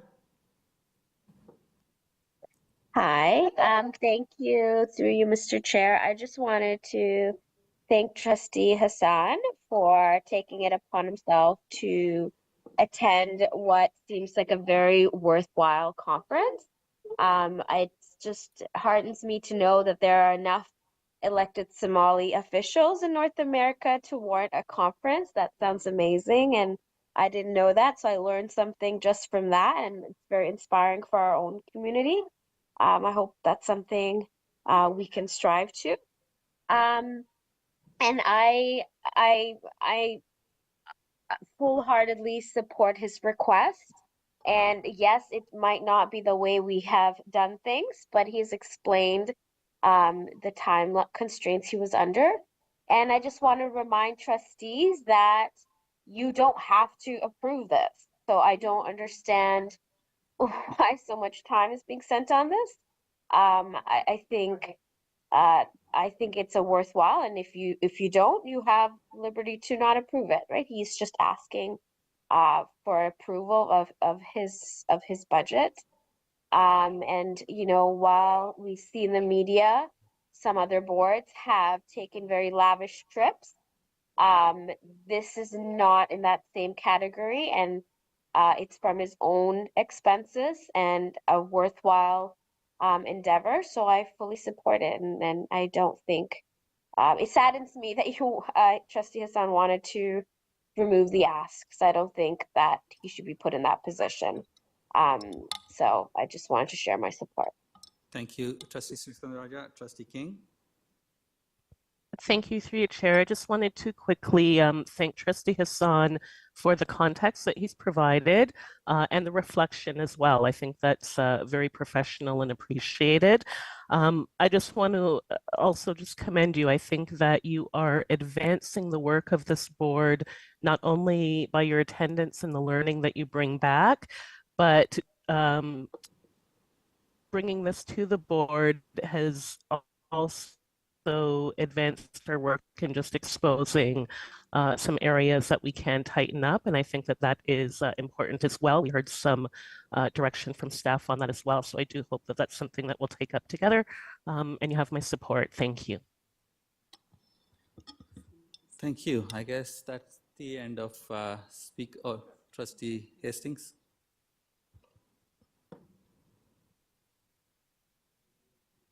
Chair, I would like to lend my support, posthumously of course, of you taking the chance to go and ask later. Sorry about the short return on the response required. Our policy was never set up to do that, but I am very, very glad that you did. Thank you. Trustee, you want to go on second time? Go ahead. Yeah, I just want to say thank you, Trustee Hassan, for representing TDSB to attend this wonderful events.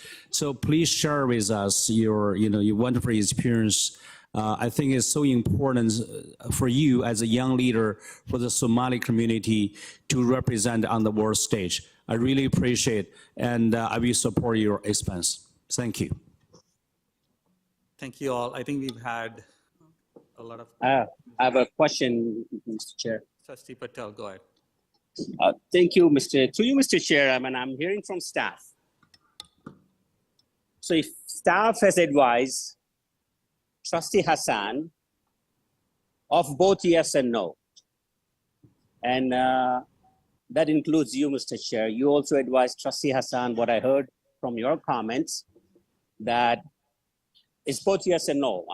Yes, we will accept these receipts. On the other hand, you also have to go to the board and get it approved.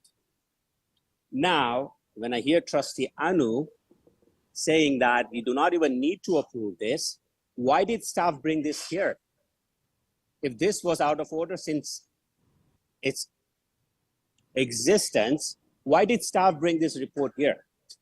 I want to hear from staff, from the comptroller, from the legal services, from the governance. I want to hear from each and every one that if this was out of order since day one, why this has been brought forward and put Trustee Hassan in this position right now. I'll ask the staff to recap. So through the chair, staff was made aware of this conference. I think it was the day before the conference was scheduled to start. And my understanding is that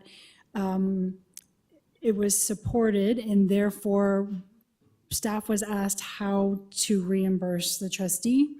Retroactive approval seemed to be the only way to be able to do this, and still, again, as I think you're hearing, allow the trustee, as we expected trustees would want to support their colleague in doing this. So Trustee Hassan was aware that the potential was that this would not be approved. And so this is why we are coming today retroactively. And again, not to put Trustee Hassan in a position, just to ensure that Trustee Hassan can get reimbursed in accordance with our policies. So appreciate that this may put him in a difficult position, but staff just want to ensure that he can get approved if trustee or get reimbursed if trustees do approve this outside of the regular policy or procedure. Thank you. Thank you, Director, for this. But here is my question to you, Mr. Chair. Why was Trustee Hassan given that green light? If we are looking at governance boards and policy rules and regulation, this is not correct. And as was mentioned by some trustee, that a trustee in a West board who spent $145,000 for an Italian trip, were in trouble. In the past, we have seen this board was in trouble for spending $1,400, $200 for pencil sharpeners and things like this. We, the trustees, completely rely on Board of Governance. We rely on the advice. Trustee Hassan relied on advice of the board chair. He relied on the advice of the staff. And now this is coming at this board where Trustee Hassan is like completely in a situation. And we are in situations as a trustee colleagues. It's not about the expense of $500,000, $2,000. It's about principle. It's about policy. It's all about governance. So I think staff should apologize to Trustee Hassan for giving him a wrong advice. This is my request through you, Mr. Chair. Thank you, Trustee Patel. The advice was not that it will be covered, just like any other PPC approval for even pre-approval for a conference. It will come here. The trustees may be able to decide to say yes or no, just like when example of Trustee Laskin's trip. The trustees can vote to say yes or no. And the same way Trustee Hassan was said to the advice given to him is that we will be able to put it in as a retroactive request, but it's still up to the trustees to decide whether they will support or not. So it's not being ruled out of order. So in fact, the retroactive request is still here. So that advice that was provided by the staff still carries through today where we have the request being put forward. So, and Trustee Hassan was told by the staff, and I had also advised him that it'll be up to the trustees to decide whether they will approve it. So there is always that risk when you're not pre-approved for a thing and you're approving after asking for approval, there's always a chance the trustees may not. But I did tell him that, given the significance of the event, trustees like me, I said, I personally think that the conference is great, but I told him exactly what I'm saying right now, that when it comes to the board, there is a chance that the board will say yes or no. So that doesn't mean we said yes and no. It is yes or no is all dependent on the thing. So I think the fact that the staff advised that retroactively we will be able to bring it here is happened. If it didn't happen, then the staff would have given a false advice. When the staff have given an advice and it did happen, I don't think what was advised is not followed here.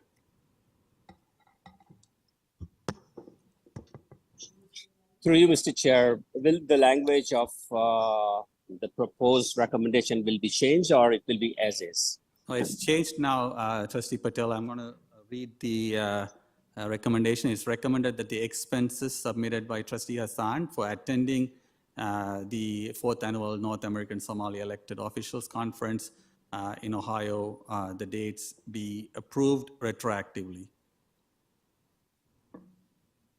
Thank you, Mr. Chair, and I'm completely in support of this language. Okay. Thank you, Trustee Patel. Trustee Pei. Can I call a question? Just go for the vote. Thank you.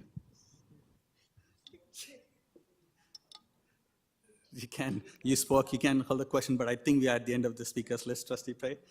But I'm glad to see you calling the question, so, so hopefully you're not opposed to others doing it later. Thank you.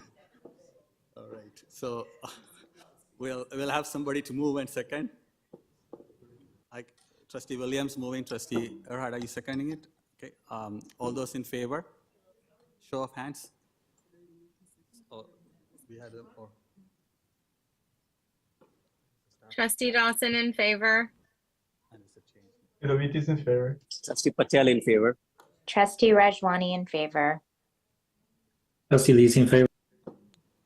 Trustee Nunziata in favor.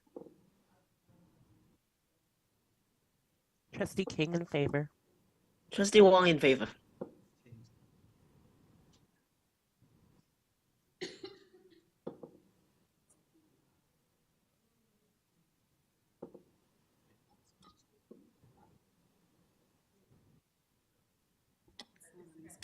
Okay, I think everybody's word.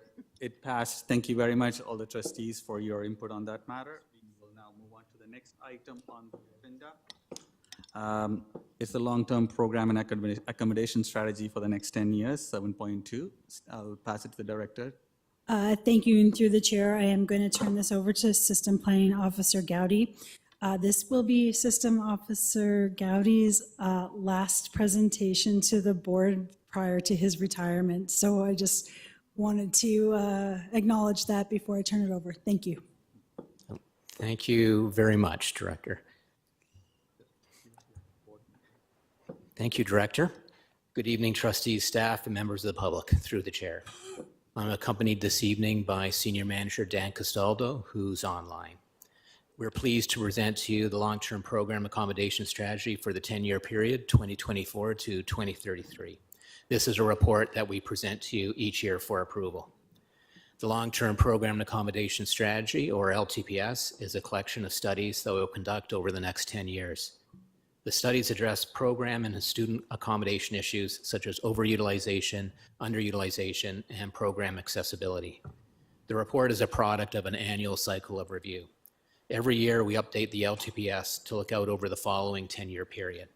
We update it with the latest projections, program data, and facility data. We update the studies to include any new issues that have emerged. The LTPS can best be described as a 10-year rolling plan. The process to update the LTPS is highly collaborative, involving both the academic and business sides of the organization. It involves collecting data from the main departments of the board. It involves reviewing the data and identifying gaps, issues, and needs. We use a set of board-approved guiding principles that focus on providing neighborhood schools and equity of access to programming. The gaps, issues, and needs are discussed with all trustees, superintendents, key central staff, and Toronto Lands Corporation staff. In total, there are over 80 people who are involved in the process. The document before you is the 11th edition of the LTPS. We started this process back in 2014. Since then, we've completed over 230 studies. These studies have balanced enrollments across schools, increased access to programs, secured funding to build additions to new schools, and achieved efficiencies by reducing surplus space across the system. This edition of the LTPS contains 159 studies to be completed over 10 years. The studies are listed in the document by study type as well as by ward. The first year of studies is referred to as the annual planning document. These are the studies that we will undertake this school year, the 24-25 school year. Once approved by board, the annual planning document becomes our work plan for the current year. There are 34 studies that will be active this year. This includes studies that were commenced in an earlier year that we will continue, as well as new studies that will be initiated. The studies will begin with an internal exercise that we call the local feasibility study, and then it's going to move on to the appropriate public engagement as indicated by our accommodation and program review policy P068. Many of these studies will report out to board for decision making in the next couple months. While we are conducting the studies in the annual planning document, we will also be running the next cycle of the process to update the LTPS document.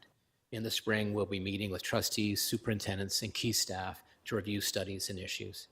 Once approved by board, the LTPS will be posted on the TDSB public website. We'll also communicate the LTPS to a wide audience, including staff, parents, and other levels of government. This concludes our presentation. We'd be pleased to answer any questions you may have. Right, Trustee Laskin.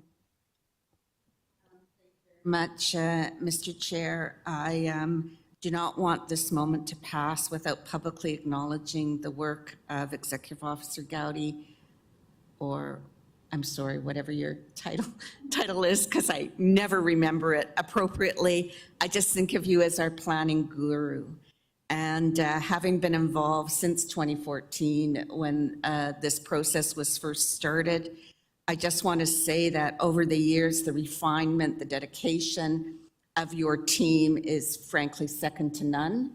I am very thrilled for you on your retirement. I am very sorry you're leaving us, but I am confident in the expertise of the staff in your department to carry on the work with the example that you have set. I think what sets this group apart, at least in my mind, is your communication skills in dealing with public-facing meetings where often the recommendations are not necessarily what everyone in the room might unanimously agree to, but your way of listening and acknowledging and gives confidence to those in the room that you have the best interests of students in the board at heart, even though it might mean switching boundaries, even though it might mean grade configuration changes.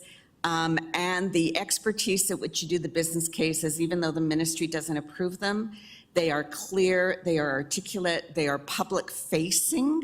And I'm just incredibly grateful for your work on this, and you will be missed. But again, I'd really like to thank you for mentoring such a fabulous team within your area.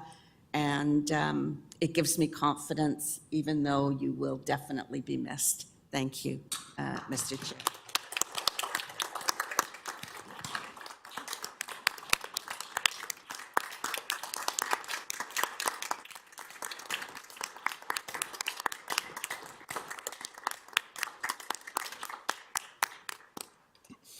Through the chair, thank you from the bottom of my heart. I wish you all well. Take care of our students, our schools, and each other. Thank you. Thank you. Thank you very much. Next is Trustee Rajakulasingam. Thank you, through the chair. I wanted to thank System Planning Officer Gowdy. I remember in my first year, Trustee Sriskandaraja and I, we were dealing with a boundary change and a redirection in our wards. And very naively, Trustee Sriskandaraja and I, we tried to reverse it. And I think it really showed how little we really understood about the planning and how much work goes into it. And I remember after that, when we started having our long-term program and accommodation strategy meetings with Mr. Gowdy, that's when we started to really see how much time and thought and collaboration goes into planning these different projects and studies in our wards. And I think as a first-time trustee in that first year, to really understand what's happening in the ward, where are programs placed, how is enrollment impacted, all those things that make it easier for us to have these conversations in the boardroom really came from that document. And I think it's very obvious to see how passionate he is about planning. I don't think I've ever met someone as passionate as him. But it's really beautiful how, regardless of where you are in Toronto, he has so much knowledge and awareness of what's happening.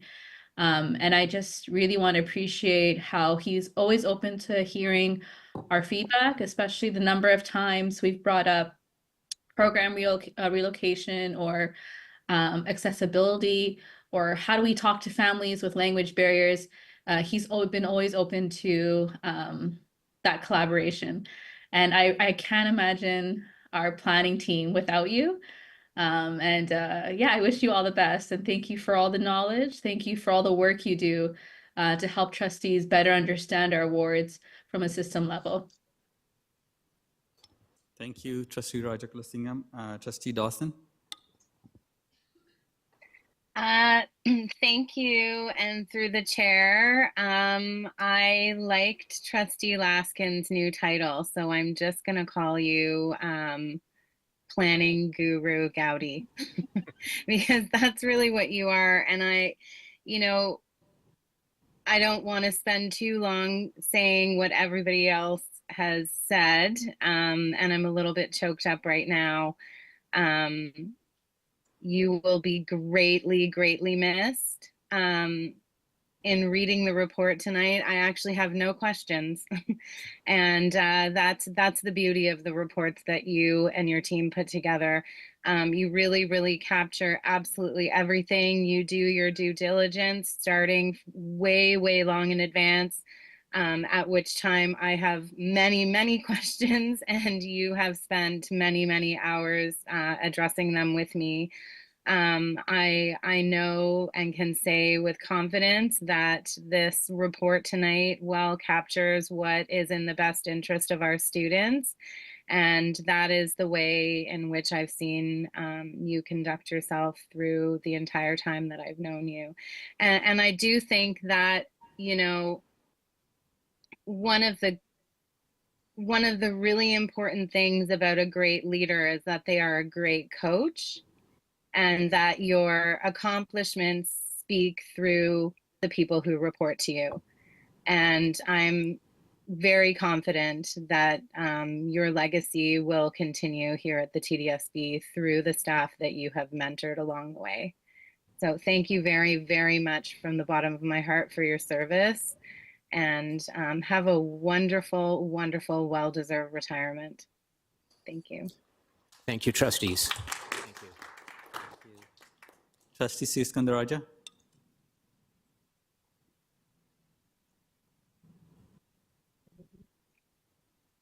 Thank you, through you, Mr. Chair. I know that this day would come. I just didn't realize it would be so soon. I just want to share or echo what the sentiments my fellow trustees have shared. Mr. Gaudi is a class act in this world of planning where someone is always upset. I don't think I've ever left a meeting feeling upset. I think he has such a rare skill, or you have such a rare skill. And I don't know if they make them like you anymore. So I think you've left Trustee such a great... Siskandarajah? Yeah. Your volume is choppy. Oh, We can roughly make out what you're saying. It's still kind of yeah, let me just try to move. I turn the camera off too. Hopefully it'll be better, but I guess not. Please let me know if it's still choppy. I just wanted to share that it's not a easy role that you have taken on, especially with the TDSB. When I joined the board, I felt it was such a different environment, especially when it came to geographical inequities. And speaking with you from the first time I've had the pleasure speaking with you and working with you, I felt that you just got it. And that's half the battle in trying to get partners to understand what local communities feel. And like Trustee Rodriguez was mentioned, regardless of what part of the city you just felt that Mr. Gowdy knew and had an intimate connection to that place, and you never felt, that there's lacking in care and compassion. And like Trustee Dawson said, in a board that's often struggled with succession planning, you have your tremendous leadership really lives through the people that report you, and seeing that though they might not be able to fill necessarily your big shoes, I am confident that you have mentored them in such a way that we will still be in capable hands. So I just wanted to thank you. I wish I had something more formal prepared. I didn't realize this announcement was happening today. So thank you so much for your service. Thank you, Trustee Sriskandaraja. Trustee Pei. Thank you, Mr. Chair. Through you, I want to say congratulations, Andrew. It's always great that you can make your decision on your own term. For the short period, last 2 years of working with you, I have to say, you're amazing person. Your professionalism, your dedication to the board is unparalleled.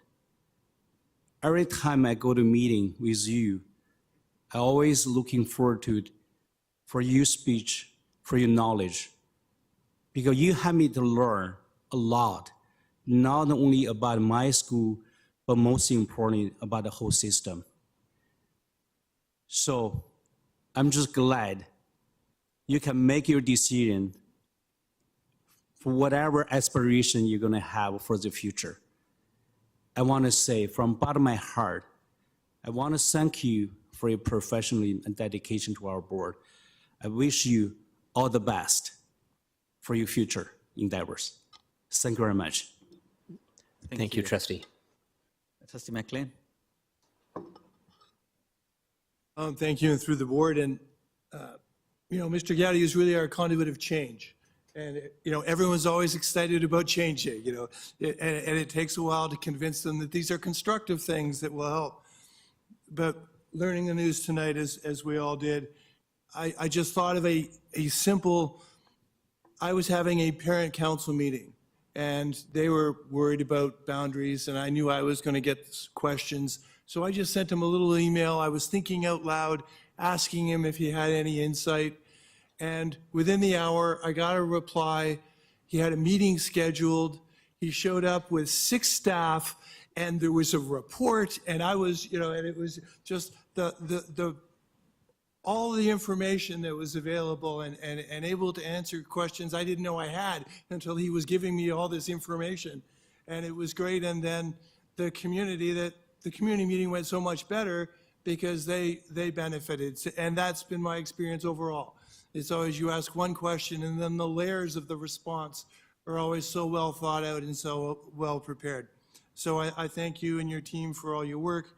And I share the confidence that the team will continue to serve us admirably. And I join my colleagues in personally thanking you for your time and your efforts and wish you much success in your retirement. Thank you, sir.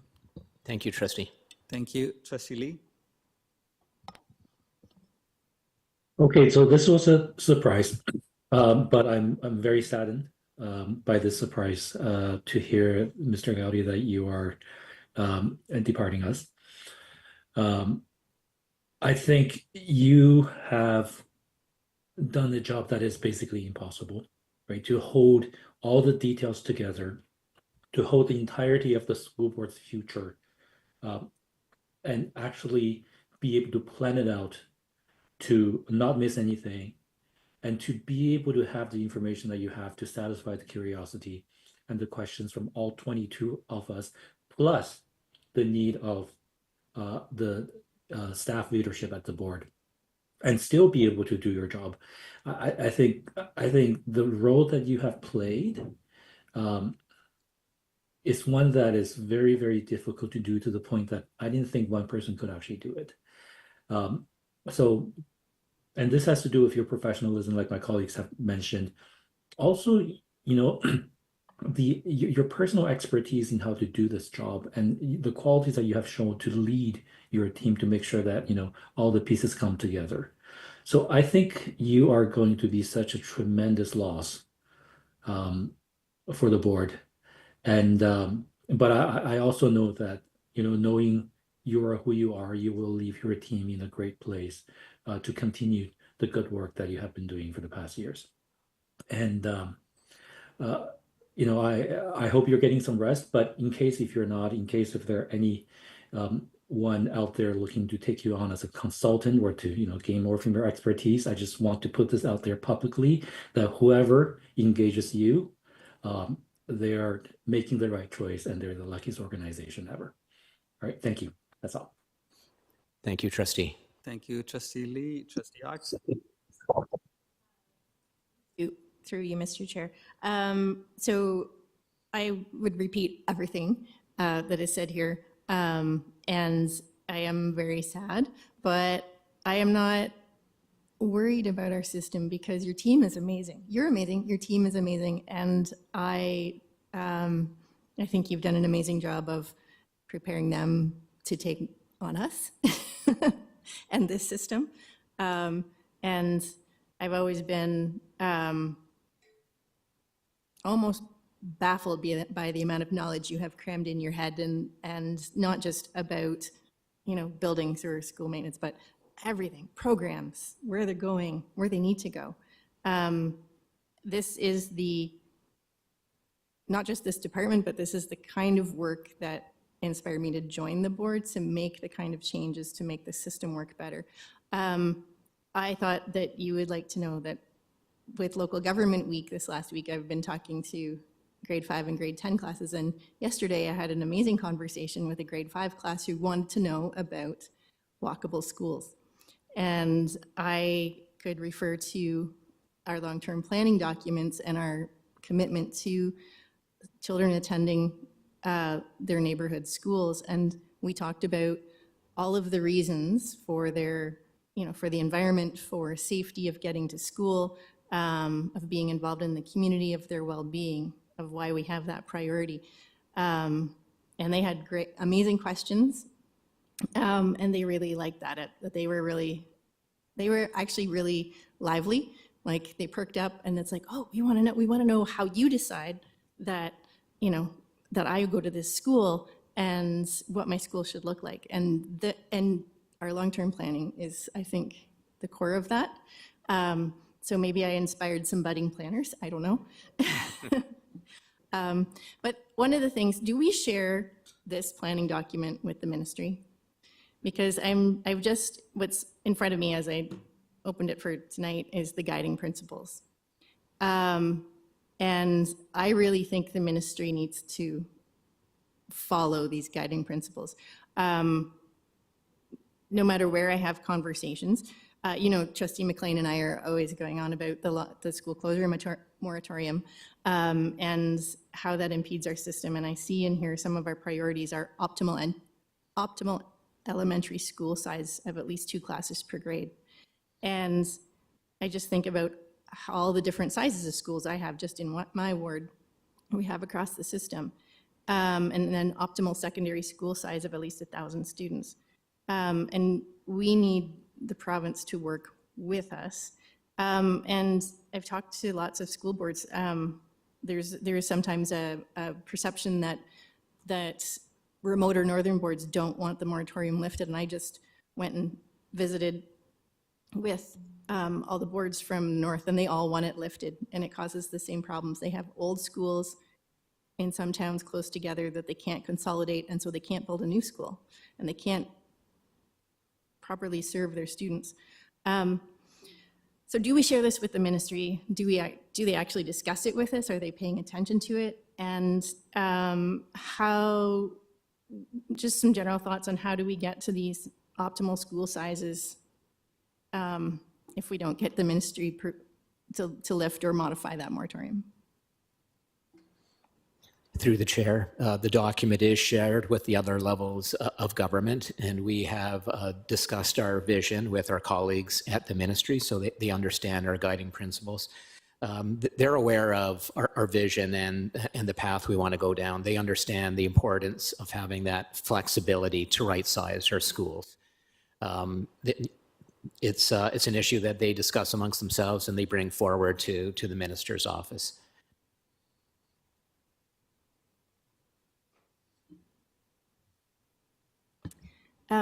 Thank you. And I want to say thank you to your team for the meetings that we've had for my region. I know we made some changes to the plan this year, and I'm glad to see some changes in timeline that will really help the community, and I'm looking forward to those meetings and whatever time I have left to work with you.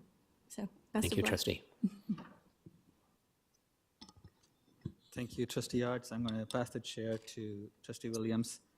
I also want to echo the comments of all of our trustees. It's going to take us a couple of months of actually looking at the Zoom and saying, System Planning Officer Andrew Gowdy, can you comment on this, and not finding you in there, because every single board meeting you are an integral part of all the conversation. Other than the director in the 80s, I think you are probably the next consistent person, because it's everyday operations that we rely on you right from the top. And I have to say, it has been a pleasure to see the kind of care that is exhibited. A lot of the time, as Trustee Roger Kulasingham said, the planners, or Trustee Sriskandarya also said, the planning world isn't as friendly to the social environments, and to be able to be having that care and empathy in all the conversation when we're talking about planning is a fabulous skill that you have actually kind of made it a culture within the team. So every time we have the meetings, we are able to see that there's a lot of preparation, but also there's a lot of readiness to explain what might seem very obvious to the planning world, but not to the people that are asking those questions. So that that is something that I hope continues, and there is hopefully that culture that will continue to do that. I also think that you know, having taken us through these complex processes at a system level, but will still be available to be at schools, to be able to answer parents' questions and so on, was a serious high level of commitment that you have put in terms of the amount of time you've spent in this board. In addition to the number of years, but every day, long hours as well. So thank you very much, and I wish you all the best. And hopefully we will see more interactions wherever you are with the board. Thank you very much. Thank you, Chair. Thank you. I'll go to Trustee Patel next. Thank you, Mr. Chair. And Andrew, are you taking early retirement? I never thought you were that old.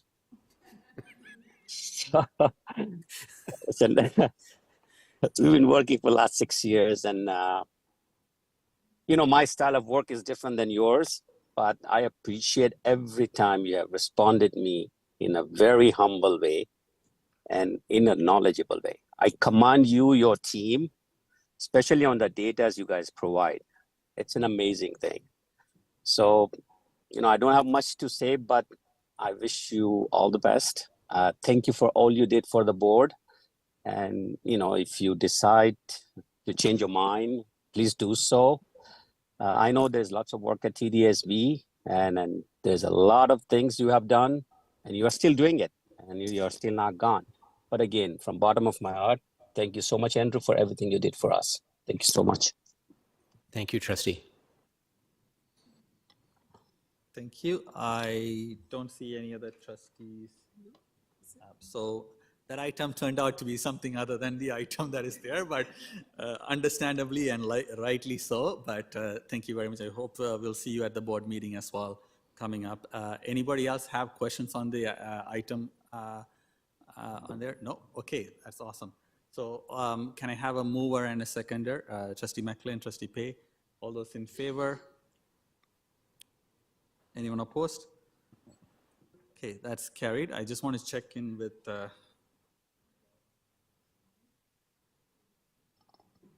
we have one item and then private item. I think the next item will take quite a bit of time. So if we are able to take a 20 minutes break, 15 minutes break, for dinner, and we'll be back.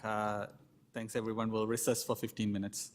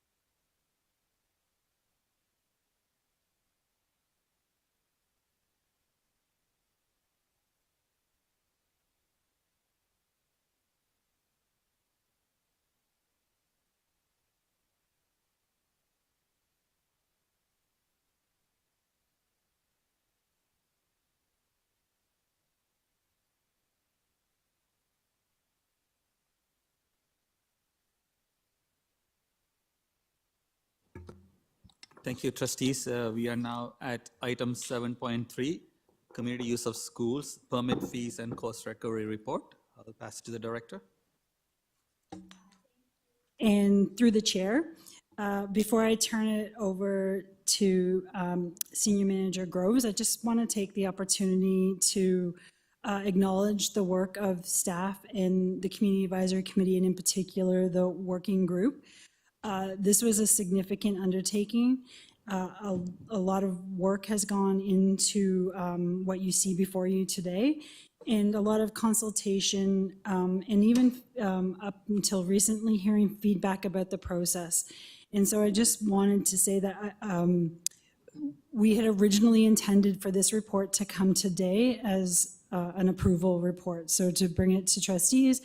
And then because of the significance and because of the feedback received from the Community Advisory Committee, and that they do want an opportunity to see the recommendations, today is for information, to receive feedback from trustees, answer any questions or concerns.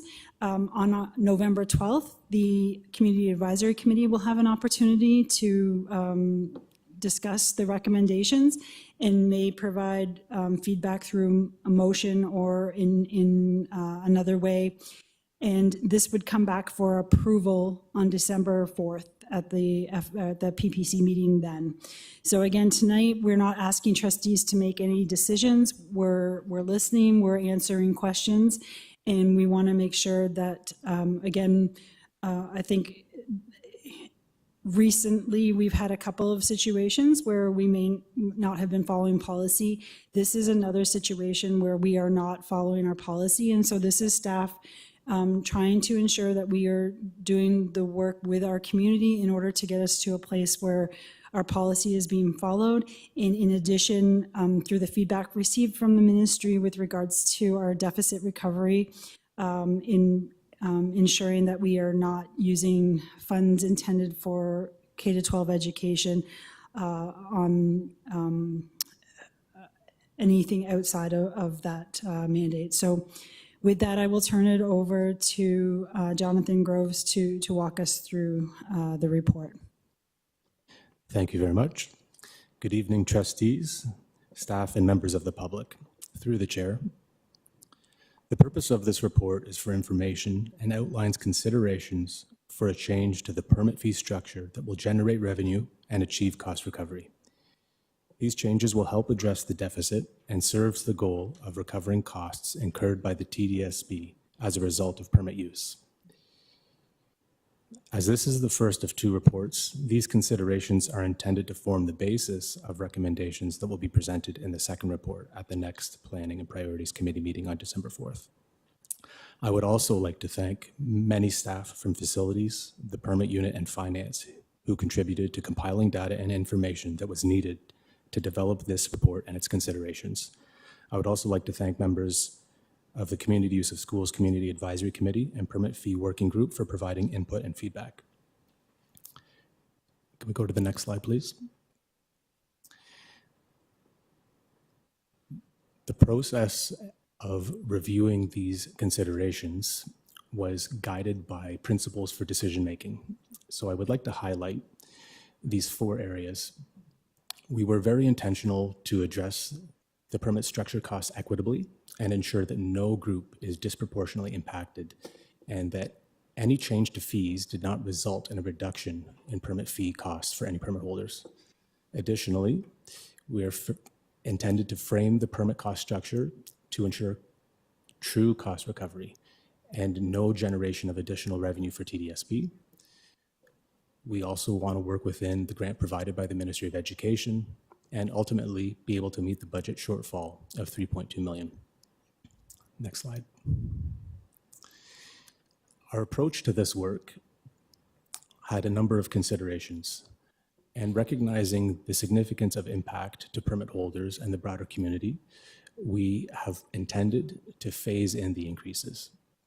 We've also provided opportunity for community use of schools, the advisory committee and the permit fee working group for feedback. Initially, we had only decided to meet twice, but then ended up extending and offering additional meetings to make sure sufficient time for discussion. As it was alluded to previously, there's been a long-standing discussion regarding permit fees and cost recovery. And so we looked at the history of permit fee structure going back at least 15 years. We wanted to also do an evaluation and comparison across school board costs for permit fees, which is included in the report. And we've provided a bunch of that information through the appendices.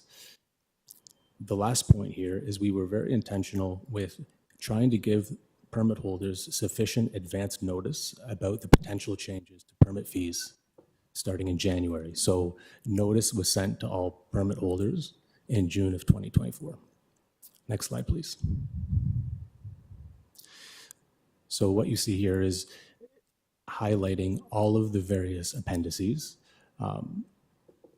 which is likely 40 pages of content. All of this is very important in framing out the context in how we have developed these considerations. Next slide, please. Within the report, there's 4 key areas of change, which is firstly addressing the facility permit fees for community use of school hours. The goal here is to harmonize the weekday rate and the weekend rate to simplify the administration, but it's not intended to change the fee structure for any commercial rates or those outside of community use of schools hours. So it's after 6 p.m. Monday to Friday and on the weekend, Saturday and Sunday. The second area is addressing weekend caretaking cost recovery, which we know that is a significant financial pressure for permitted use. Third area is pool fees, and lastly is the LNSP program. I do want to acknowledge that one of the challenging topics through the development of this report is regarding caretaking costs. We did discuss this at the permit working group, and we had originally entertained that on a case-by-case basis, we could address any concern for double dipping or additional costs for caretaking for permit holders. We recently changed our position on this, and I would like to outline a little bit of rationale behind that.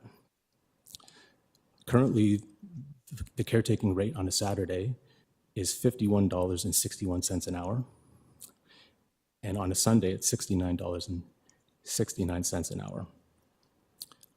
The concept presented in the report is that we're looking to charge a portion of the caretaking costs so that no one group is paying the full caretaking rate. This was out of concern that excessive caretaking charges could have a significant negative impact to permit groups. And so it's been averaged across all permit holders, which reduces the hourly rate. Additionally, it would be an administrative challenge to share caretaking costs across multiple groups when the spaces are being used. And lastly, by charging or recommending a minimum caretaking cost on each weekend permit, we're trying to make permits not dependent on each other and provide them the freedom of picking their preferred times. Next slide, please.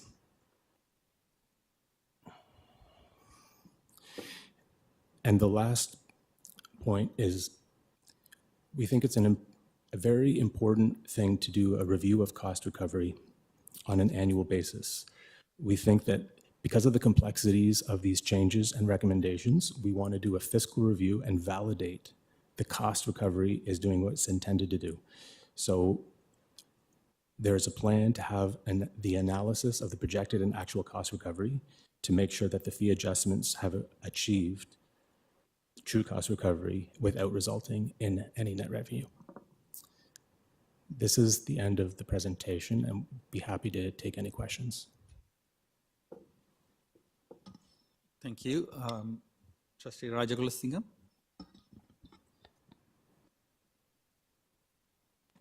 Thank you to the chair. Thank you, staff, for this report and all the appendices. It was very helpful to read through it.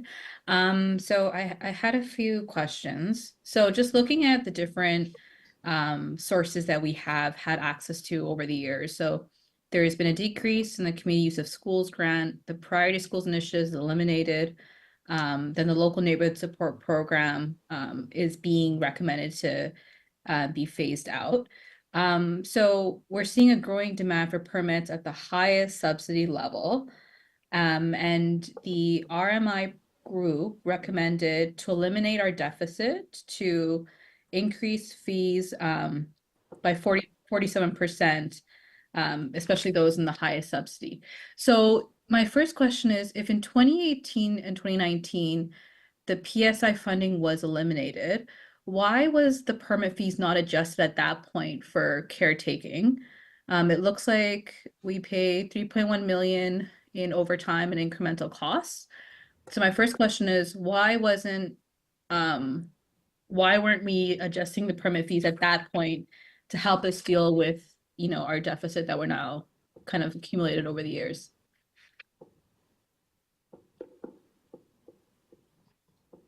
Through the chair, the decision to create the LNSP program when there was the elimination of the PSI program was a board decision at that time.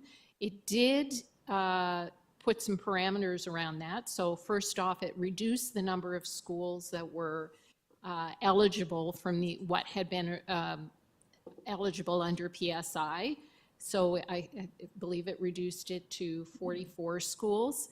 And it also put the parameters around the LNSP permits would be Monday to Friday.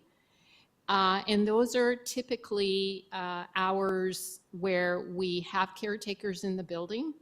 And that was seen as a way to mitigate the cost impact, since the buildings are have caretakers in them to do their regular school cleaning activities.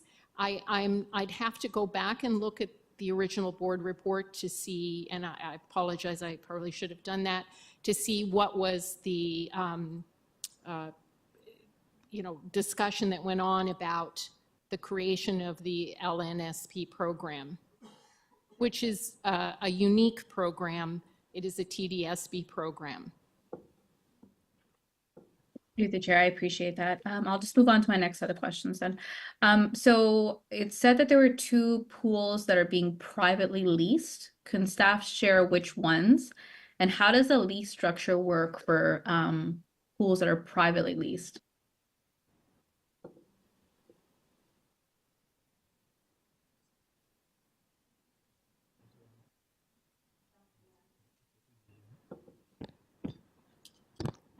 Thank you. And through the chair, the privately leased pools is organized through TLC. And so we haven't come prepared with that detail. I'm just going to ask staff to confirm that the 2 other pools that are charged at the higher rate. I know one of them is Sunnyview, and I'm just waiting for the second.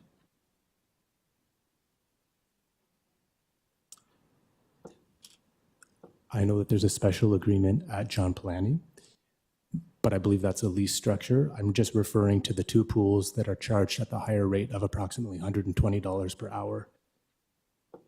It's Beverly. So those are the 2 schools, Sunnyview and Beverly. Thank you. And my other question is, how do we compare with other school boards? Oftentimes I hear that at the TDSB, our permit fees and our structures are much higher. I know in Appendix G, you listed the caretaking fees. Is that the only factor that's creating differences in our permit fees? Or are there other reasons why TDSB permit fees are much higher than other school boards? To the chair. Thank you. Through the chair. The TDSB has historically had a unique permit fee structure in that over the last 15 years, it's been considered a blended rate, which included a percentage of caretaking related costs that were embedded into the hourly permit fee.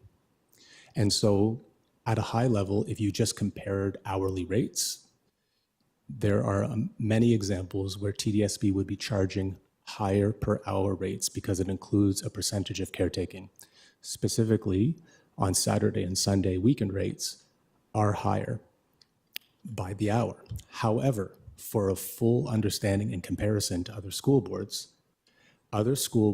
across the province separate out charges for caretaking and add that on top of the hourly permit fee. And so that adds to the complexity. If you're only comparing the chart of hourly rates, it appears as though TDSB is higher. But when you look at it holistically and a fulsome, a summary of all total costs, we're actually not charging as much as other school boards. Thank you. And through the chair, my last question is on the local neighborhood support program. So fully subsidized, it allows community groups to not need to pay for permit fees. And so we're recommending that the board phase out this program and place them in the highest subsidized category. So my concern is on the impact on community groups. I know the majority of them are not-for-profit community groups in priority neighborhoods where 75% of the participants are in school improvement areas. So what is the impact, what do we think the perceived impact is going to be on community groups? And do we think they have the capacity to be placed in a higher subsidized category and still be able to continue their programming? Thank you, and through the chair. There's two subsidized rates that we currently have. One that is A1, which is subsidized at a 60%, and A2, which is subsidized at 18%. Our recommendation is that LNSP and those programs would be going at the highest level of subsidy, which would be at the 60%. We have not done the full modeling of what the total cost would be, but we are committed and have had discussions as staff that is something that we're looking to prepare to actually provide that context and understand the total annualized impact to those permit holders. Through the chair, I just wanted to follow up. Still 60% may be something that's still too high for certain community groups. I'm wondering if through consultation, we've spoken to those community groups. Have they raised any concern? I'm really worried about the continuity of programming, especially when it's in priority areas. So has there been any direct consultation with these community groups? Through the chair, I would need to double check with staff to see if any of those groups are members of CUSAC and find out if they've been involved and asked. So we have not done a direct reach out to those groups, but I did want to point out, as noted in the report, we are looking at phasing in these changes to LNSP. So for the remainder of the 24-25 fiscal year, we would honor 100% of the subsidy, which is the no permit fee they currently have. But starting in January, any new LNSP permit requests would be placed under the A1 category. So I did want to point out that, we were cognizant of the impact, but also and reflected that by trying to give a little bit more time for adjustment. And then starting in September 2025, that's where all the LNSP would be converted to the A1 category. So I know that doesn't directly respond to your question, but I did want to note that it's, again, part of our guiding principles is to be cognizant of the impact these changes have on those local groups. So I will try to find you responses to the questions you asked. Thank you, and through the chair, I understand it's being continued for 1 year, but we're all seeing the things that are happening in our communities around community safety, and these programmings are a great proactive way of preventing those incidents from happening, great way of engaging youth, great way of providing safe spaces. Like we all know the benefits of these types of programming in these particular areas. And I'm just really concerned about what happens beyond that 1 year, especially as we're seeing the further and further we move away from COVID, the less and less some of these funding sources are being eliminated. And so I'm really worried about how some of these programs, especially in that particular program, are going to have access to, I mean, if they are still going to be able to continue at the highest subsidized category, but I'll wait for more information. And I hope we get, I'm really would like to hear about how some of these community groups feel about this being phased out. I think that information is really crucial for trustees to make a decision in the future. Thank you. Thank you, Trustee Rajakulasingam. Trustee Arts? Thank you, Mr. Chair. Yeah, so I'm going to carry on from where Trustee Rajakulasingam left off. So when we lost PSA funding, and I don't remember the sheer number of programs that we had, but we lost 2/3 of our program partners. And all of them were community, I don't want to say organizations because that's too strong of a word. They were community, it was community programming that was free, or sometimes a childcare camp, like a March break or after school, was low cost recovery. But we lost all of the ones that couldn't afford to pay for their own insurance. We lost 2/3 of that community programming. My understanding, I've always loved the LNSP because I thought it was a very creative response from staff in a situation that was where we would have lost all of that programming. A creative way for us to put this, to preserve some of that free programming for communities.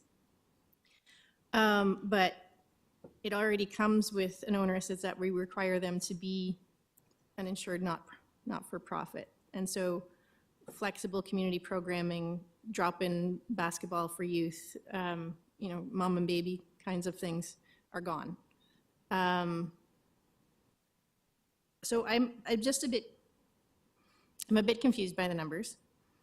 My understanding of LNSP was that we put it in the schools where there were already 2 caretaking staff in the building during that time. So it only operates in the hours that we already have staff there cleaning the school. So I don't understand how this then costs us $893,000 annually if we are already paying those caretakers to be there, unless there has been, since my understanding, there has been some change that now requires us to pay more for the caretaking while those staff are in the building, or sorry, those programs are in the building.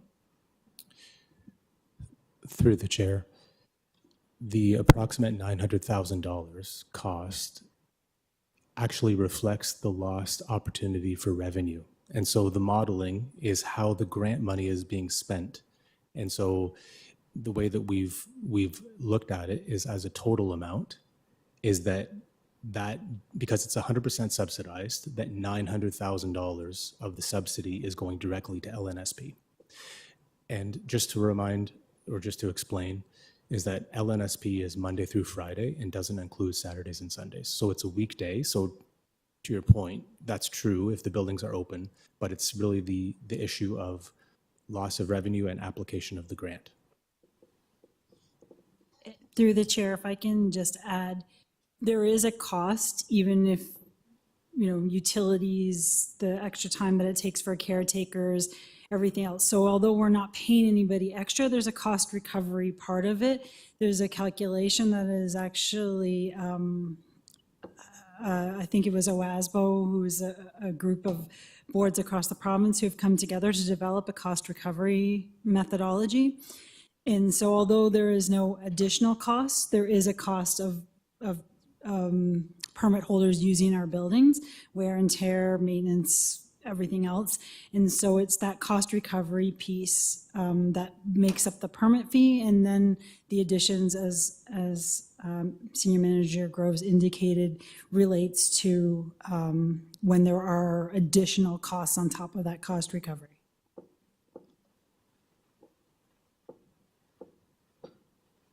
And I just want to double check.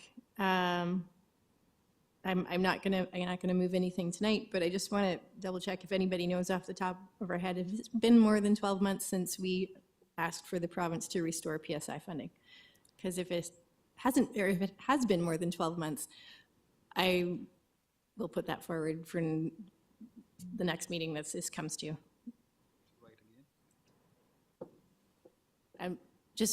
We wrote a letter in the spring on budget considerations, but that was not specifically including PSI, I don't think.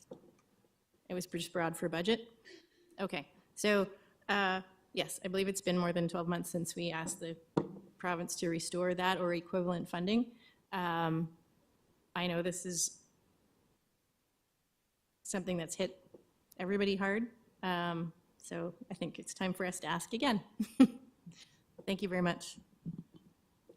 Thank you, Trustee Arts. Trustee Didivides. Thank you, Chair. I've got a few questions on this. I wanted to start with, through the Chair, I wanted to start by asking if we have any data that shows the total number of permit hours that we have now versus, say, 10 years ago. Are there less permit users today than there were 10 years ago? Do we have any of that information? Through the chair, yes, we do have that information. I'm not certain. And I'm sorry, go ahead. I don't believe that we provided that amount of detail in the appendices, but we do have that information. And I don't know what format you, the staff, have it through the chair. But if we can have some form of illustration of the number of users now versus 5 years ago or 10 years ago, whatever sort of seems like an appropriate number. But I guess the background question on that is to know whether or not we have less permit users now than we did, before COVID or 10 years ago. Through the chair, that is information that we will be able to provide. I do want to offer a bit of context about what did occur during COVID. We had a significant reduction in permitted hours during COVID, and we did some modeling and we looked at the data of what happened when we restored permit use.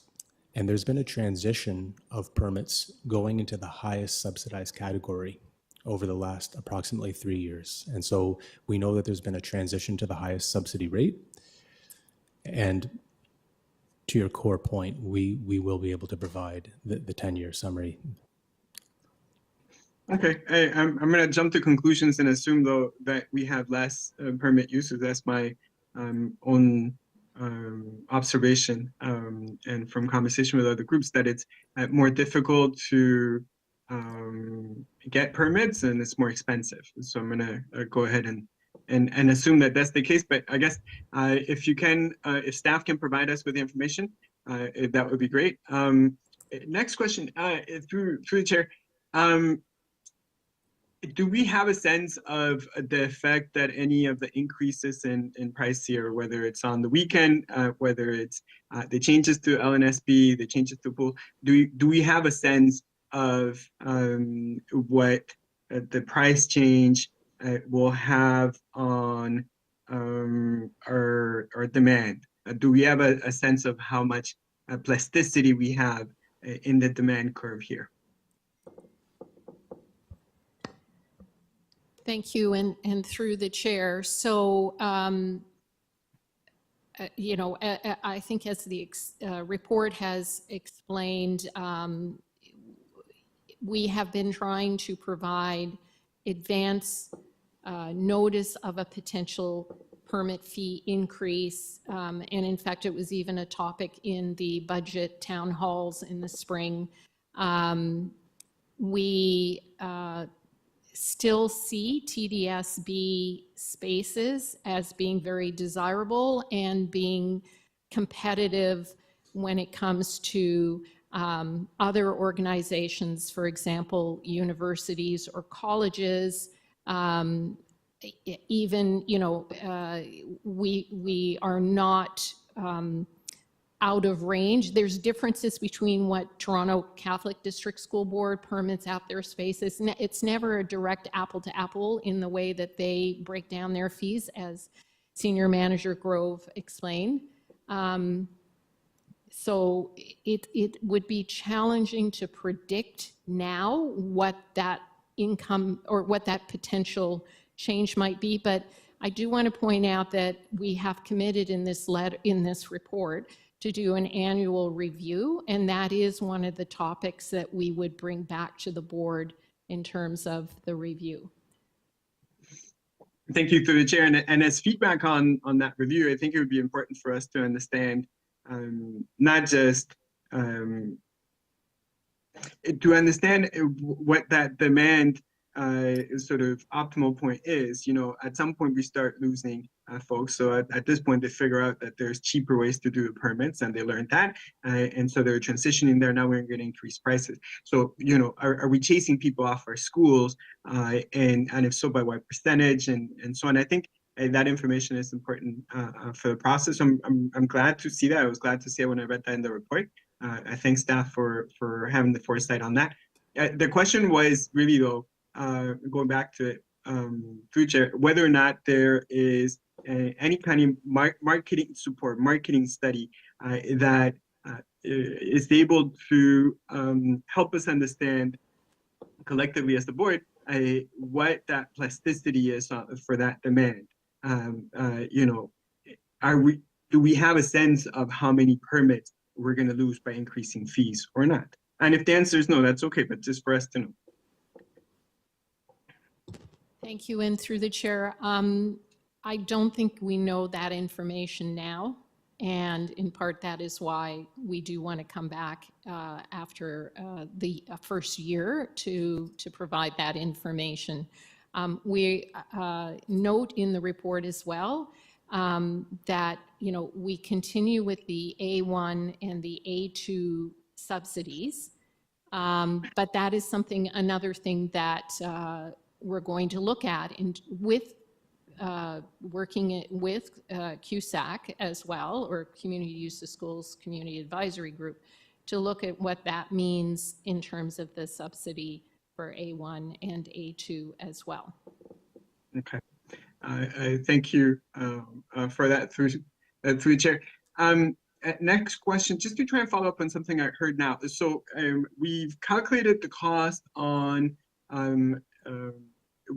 you know, what happens if we have an empty building versus after school, or versus if we have permits and so on. Does that mean, like, you know, there's a significant change in our amortization costs on our buildings because we have, you know, I don't know, hockey leagues and chess clubs and things like that after school?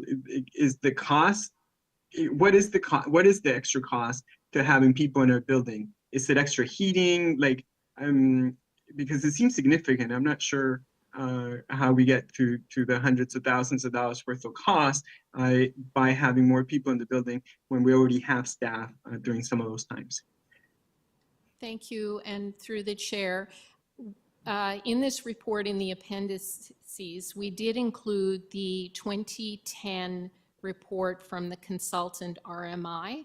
And RMI provides a lot of detailed information on how one would measure, determine what the costs are associated with having after school, and I mean permit use in the building. And it is, as you point out, it's a combination of things. It's heating, it's cleaning, it's wear and tear on the facilities. It is the supplies that you need to provide in the bathrooms. It's the caretaking hours. All of that is factored in when you talk about cost recovery.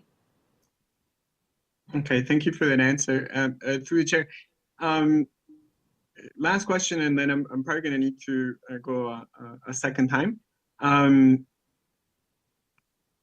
many LNSP permits do we currently have? I saw on one of the appendix we have a list of the schools that are there, but how many permits do we have in total through that program right now? Through the chair, we're just checking to see if we put the actual number of the LSN permits in the report. Through the chair, I can confirm that there's 45 schools that have programs and have permits, but we don't know the specific number of programs that they offer within their permitted time. So that is something that we did look for, but we don't actually know if they're in the building for 2 or 3 hours, if they're offering more than one program. We just have record of their permit and the amount of time that they're in the building. Through the chair, as feedback to staff, it was useful for me to understand which schools were included as part of that. It would be more useful for me if we're going to be changing the program to the point where you can describe it as being canceled, to understand which organizations are going to be calling me. So I would like to see a more thorough list if it's possible for next month, because it will help with that. And I see my time's up, Chair, but if you can add me to a list, please. Through the chair, may I just also add to that? Having gone through this at another board where we went through a similar exercise, what we found was, and we would likely find similar, where currently the space that some of these programs are using is maybe more than they necessarily need. So we will work with those permit holders also to optimize the space that they are using and require, and the best time to have the permits. And if they were on the weekends, is there a time that they can do it during the week? So there is a lot of work that we will do with those permit holders to reduce costs as much as possible. So I think it's important information for trustees to have, but say right now, one of our LNSP permit holders was doing, 3 hours or having a permit for 3 hours for 3 rooms. They may be able to do 2 hours for 2 rooms or something along those lines, and look at their actual usage rather than right now what the permits are actually being used for or being permitted, knowing that there's no cost currently. Thank you. Trustee Didewidis, Trustee McLean. Through the chair, you talked about an annual evaluation of how it's going. Do we envision that it would be an annual so that this operating year we would be able to assess, have a conversation, and then change the data for the next operating year? Or are we going to envision doing this annually, but like a lot of annual reports, by the time it's actually done, you're kind of 1 year, it takes time to generate it so that you end up being kind of 2 years behind. So do we expect to be able to generate this and so that we can be really proactive or just somewhat proactive? Thank you, and through the chair. So this will be a new initiative for us, and my expectation is that we'll learn a lot in the first couple years of our analysis, and whether or not this has to become a sort of annual report back. However, I do point out that this could also be information that is provided in any of the annual budget reporting processes that we go through as well, rather than a standalone reporting back. And I also do want to point out that currently the community use of schools policy, it is the trustees that have to approve the permit rate. So, annual changes to the permit rate, I think we need to look at it from that lens as well. And I'm not quite sure when the community use of schools policy is next up for review, but that might also be something that's considered if it is desirable to make it a less, to make it a more of an operational process that we go through in terms of, you know, adjusting the permit fee year to year. The only other thing I can say is that I know in conversations with our community use of schools groups, they would prefer to see some stability a little bit longer into the future than, say, annual changes. They recognize that already with the CPI, we do make annual changes to reflect CPI, but I don't think they would appreciate us changing every year. So that is something, another thing to take into consideration. Okay, thank you. Do we as a system, do we try to connect the international language programs, which we operate sometimes on Saturdays and on the weekends, with the facilities that we choose to offer up for permits, so that we kind of can negate to wherever possible the effects of the weekend custodial rate?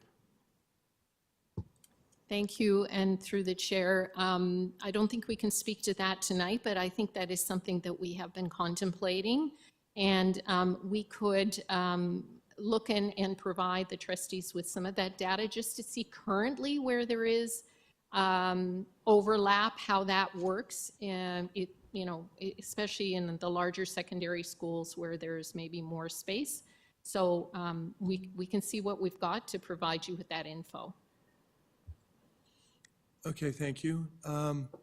I sat on this the advisory committee for a number of years, and when PSI was taken away, and we had groups tell us that it was, you know, pivotal and that we would lose groups, and then that came to be. So I'm curious whether, from the point of advocacy, as Trustee Arts had shared, and if we're going to swing at this again, do we actually, now that we're years removed, do we have the ability, because it was all theoretical when it was happening in real time, you know, everyone screamed that the sky was falling, we're not going to be able to afford our permits and whatnot, but over time, we're able to find out exactly how many groups left, what those groups kind of did, so we can actually see the impact of that governmental change, as opposed to being, you know, it was theoretical when it was happening in real time.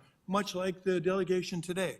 We're talking about raising rates, that we've got groups telling us they're not sure they're going to be able to afford that.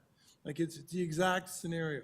So for the purpose of advocating effectively,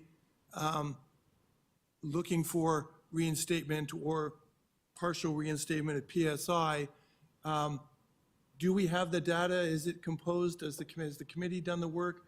Has staff done the work to actually be able to identify what transpired? Through the chair, I just want to clarify the question so I understand. Are you asking if it was a comparison from the previous PSI programs, and then over time, with the establishment of the LNSP, what happened to those original groups over that, like the last 5 years? Yeah, we know the PSI was withdrawn. We pivoted and we tried to create something different, but we lost some groups in the interim, right? So I'm trying to figure out what the change in provincial funding created, or what the negative, you know, the net effect was, despite our attempts to pivot and do the best we could. There was still an effect. Yep. So I'm trying to get to a sense of what that was. And in real time, you can never know what that is. But over time, you have the opportunity to sit back and analyze that better. And if we're going to go and advocate again, then I think that would be useful knowledge to have. Thank you, through the chair. that is information that we can gather speaking to staff, but we don't have that available right now. But we have all the information available to do that analysis. Okay. And- Now I'm going to pivot a little bit, and because we talked a little bit about the custodial fees on the weekend, and you moved away from a user fee structure that said, if you rent on Saturday, you pay with the Saturday fee. If you rent on Sunday, you pay the 69. We're going to blend it, combine it, so everyone feels the pain to a certain degree. Is it possible to create multiple models so that we get a sense, like, our experience says that when we raise rates, there are going to be groups that are using it that we're going to lose some groups. We may get to replace them over time, which happen to a certain degree. Some groups are able to pay, but you lose some groups who are community-based that aren't able to pay. So are we able to figure out which of the two scenarios creates less community-based or highly subsidized loss of programming?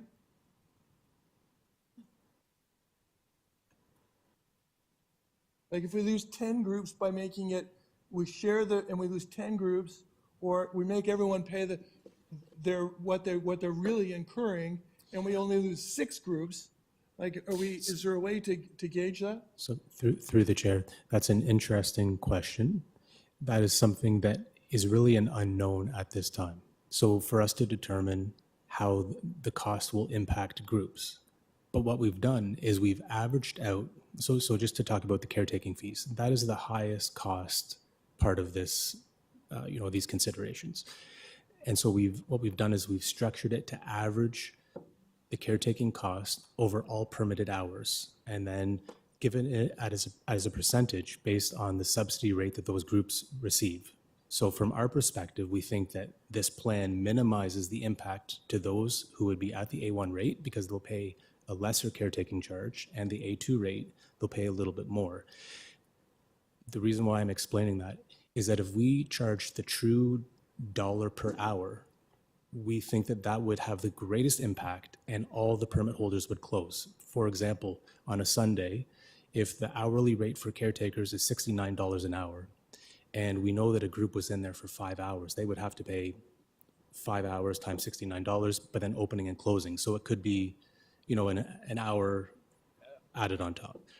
The way that it's modeled right now is that we've averaged it over total permitted hours, which has greatly reduced the rate by hour. So we don't know with certainty what that impact will be, but we can say fairly confidently that if we were charging hour by hour based on our caretaking collective agreement rates, we would definitely decrease the number of permits because it would be a massive impact. It would be hour for hour cost to the permit holder, but right now we've spread it out over everyone. Can I go back on,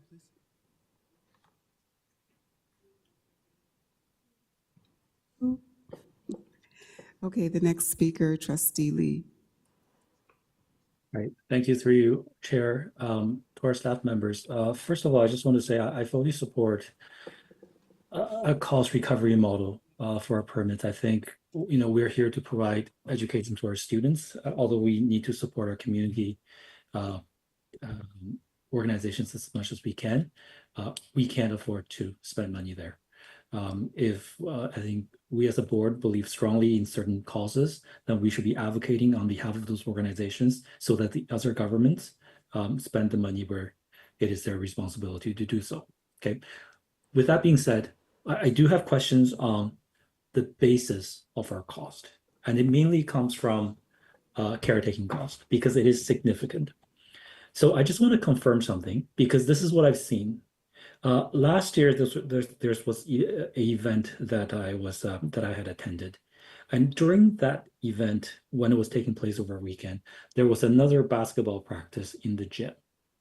And what happened was that the permit office asked the event to hire 2 caretakers at the Saturday rate, and they also asked the organizers of whatever is happening in the gym to hire, I think, 1 or 2 caretakers. So what was happening was during the entirety of that afternoon, there were 4 caretakers, or maybe 5, sitting in an office chatting because when the events are going on, they're not actually actively cleaning or maintaining the facilities. And these 2 groups, they had to pay for 4 caretakers at their overtime rate. When really all they used was a cafeteria and a gym. So does this happen across all of our permits right now? Through the chair, from my understanding, the type of event that you're describing is considered a special event where it goes outside of the normal day-to-day permitted use. And so there's a few examples where we would bring in additional caretaking staff, where it's a special event where there's a large number of participants in the building. So even though it was using a small number of spaces, the cafeteria and whatnot, if there was over 100 people, then there's special requirements to keep enough staff on site to make sure that we can support that group, making sure that we keep up with the cleaning, providing supplies, etc. So I don't think, as I heard it described, that is something that is happening for all permitted use on the weekend. But you're correct, there are examples where that does occur. Okay, so what is the reason why we can't look at the fact that, hey, look, there's another event happening in the school. This is what the expected workload is for one caretaker, and can we maybe reduce the requirements by a little bit? Through the chair, yes, that is a consideration where we're always looking to optimize the amount of caretaking hours. So that is something that we have been looking at. Okay, so how are we doing that though? Because in this case, I think there was 4 caretakers who sat in an office for 4 hours in an afternoon. And I paid attention, and they were all sitting in the office for 4 hours, and the organizers are paying the rate, the weekend rate for them. Through the chair, Trustee Lee, we can certainly go back and have a look at that, and I'm sure our permits department would know of that specific permit and use of that school, and we can have a look and see where there are these. They're still relatively unique, where we have a special permit with a high number of participants occurring simultaneously as another existing permit and what that generates. I do want to go back to the director's point earlier. We work with permit groups to try to find opportunities for less expensive permits, if that's the way I can describe it, in terms of finding ways to optimize their use of the schools. We also, administratively is quite complicated. We have a lot of times where permits are booked, but they're not actually, the group doesn't follow through with that. So, that we took all of that into consideration, the complexity of managing a big portfolio with multiple permit holders, multiple bookings, and how to find a way that is fair, addresses cost recovery, and as I said, we are committed to 2 things, of course: working with our permit groups to find ways to optimize their use of space, and also coming back with, after a year, with a report on how it has been working in the schools with those permit groups. Okay, through Chair, I just want to highlight that the fact that we don't have too many special events is because our cost model is almost prohibitive. I also found out last year that if someone wanted to use AV equipment, that is, more than, and when I say AV equipment, I mean lighting on the stage and perhaps projector, that's over up to $1,000 in expenditures that we would charge because we have to send our technicians, our tech people. I just think how we price things is trying to prohibit our community from using our facilities. I have lots of community groups who wants to rent our spaces for their events, and then upon inquiring for how much it actually costs, they realize that they can rent a convention center, a hotel, the Toronto Public Library for less than half the cost. So I appreciate that. I stand firm in that. I think we need to be recovering our cost. We shouldn't be subsidizing these things, but we have to be smart in how we reorganize and reprice our products so that we minimize costs for our partners who are looking to use our space, and we provide products to them that make sense, right? So I appreciate the report that's here today. I'd like to see a different version where we truly explore cost reduction models. I don't like the pooling of caretaking resource costs because we have seen that in many places across different industries, and that never work out well, and we will end up subsidizing, even unexpectedly, which is even worse. So I'd like the staff to go back, produce some products, maybe designated permit locations over a weekend where we get all the permit holders to go there and they pay a lower cost if they can't afford to rent their own space. There are things that are within our control that if we put our mind to it, that I'm sure we can find, or there are ways that we can find to lower the cost for our community members and have them be able to afford our space. I don't accept the current report the way it is. The only part that I accept is our intention to recover cost, but how we're doing it, how we're designing a product, I know our staff can come up with better ways. Okay, thank you. That's my feedback. Thank you, Trustee Lee. The next speaker, Trustee Laskin. Thank you, Madam Chair. There's such a redundancy in cost in terms of us doing permits, the city doing permits, the Catholic Board doing permits. Has it ever been explored in a serious way that the city would take over all permitting of TDSB schools? That there would be a payment, obviously, to the board, but we don't need a permit department. Has that actually ever been explored through you, Madam Chair, to staff? Through the chair, I don't believe that has been explored here. I will tell you it does exist in other regions and other school boards.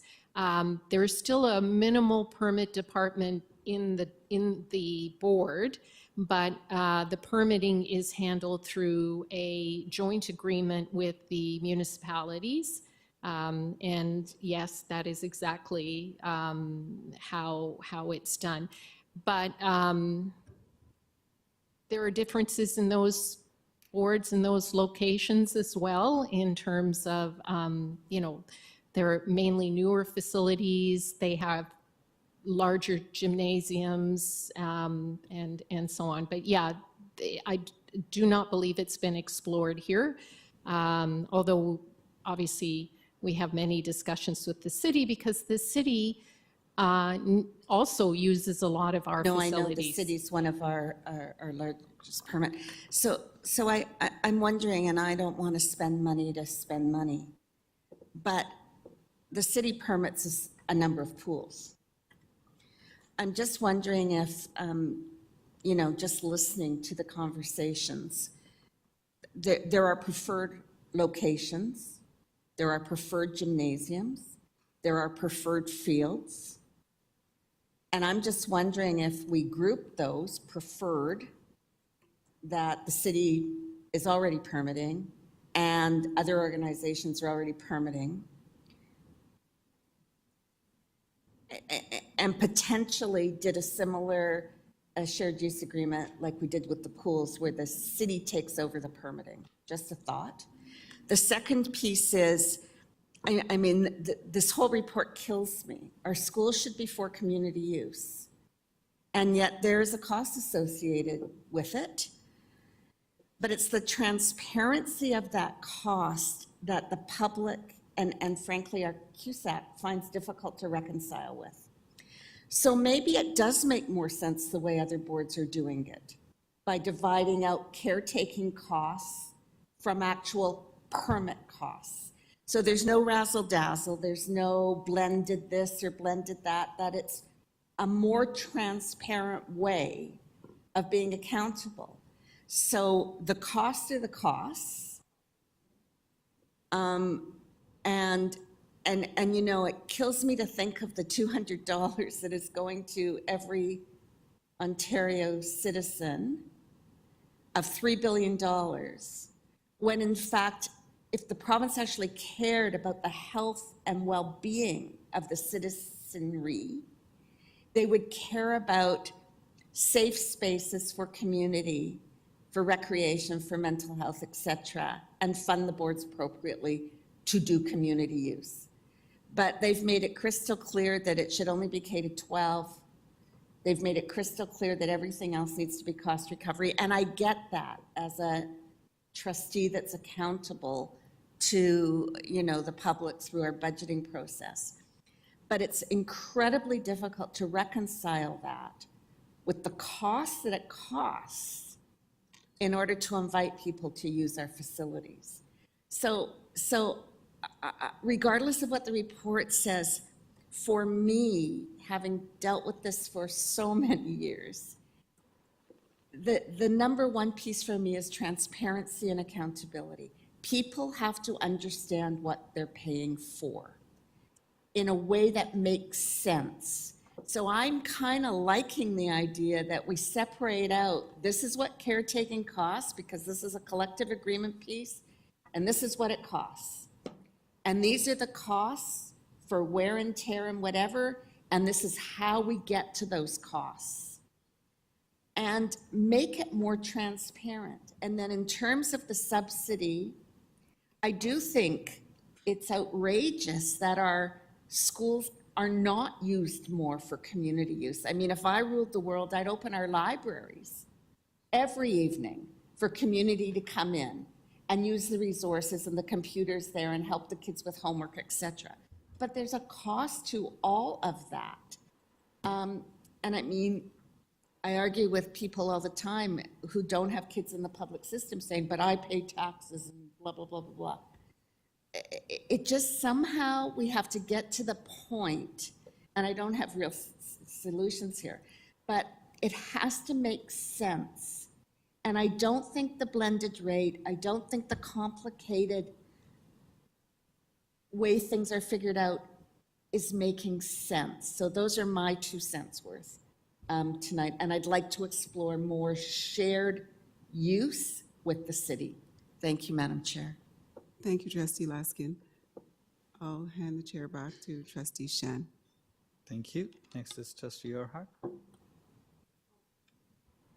Thank you. And I fully agree that it's really painful to be talking about this when there's $3 billion being handed out, and we're talking about roughly $3 million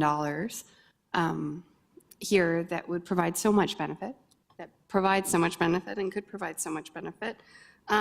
Okay, I wanted to ask about what the Community Use of Schools grant is currently funding. And so in the delegations, it was mentioned that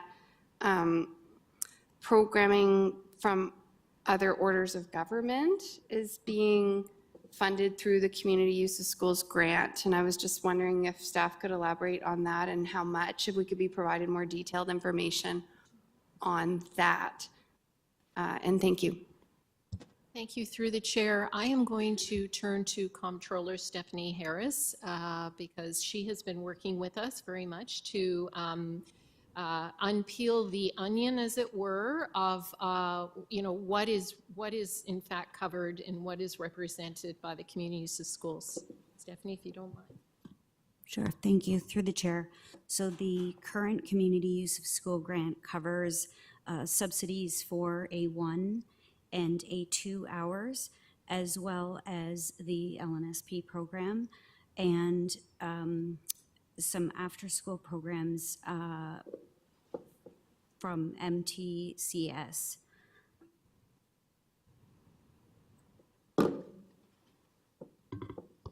So it's through the chair, I just want to add, those are the intention, but that's what's creating the deficit.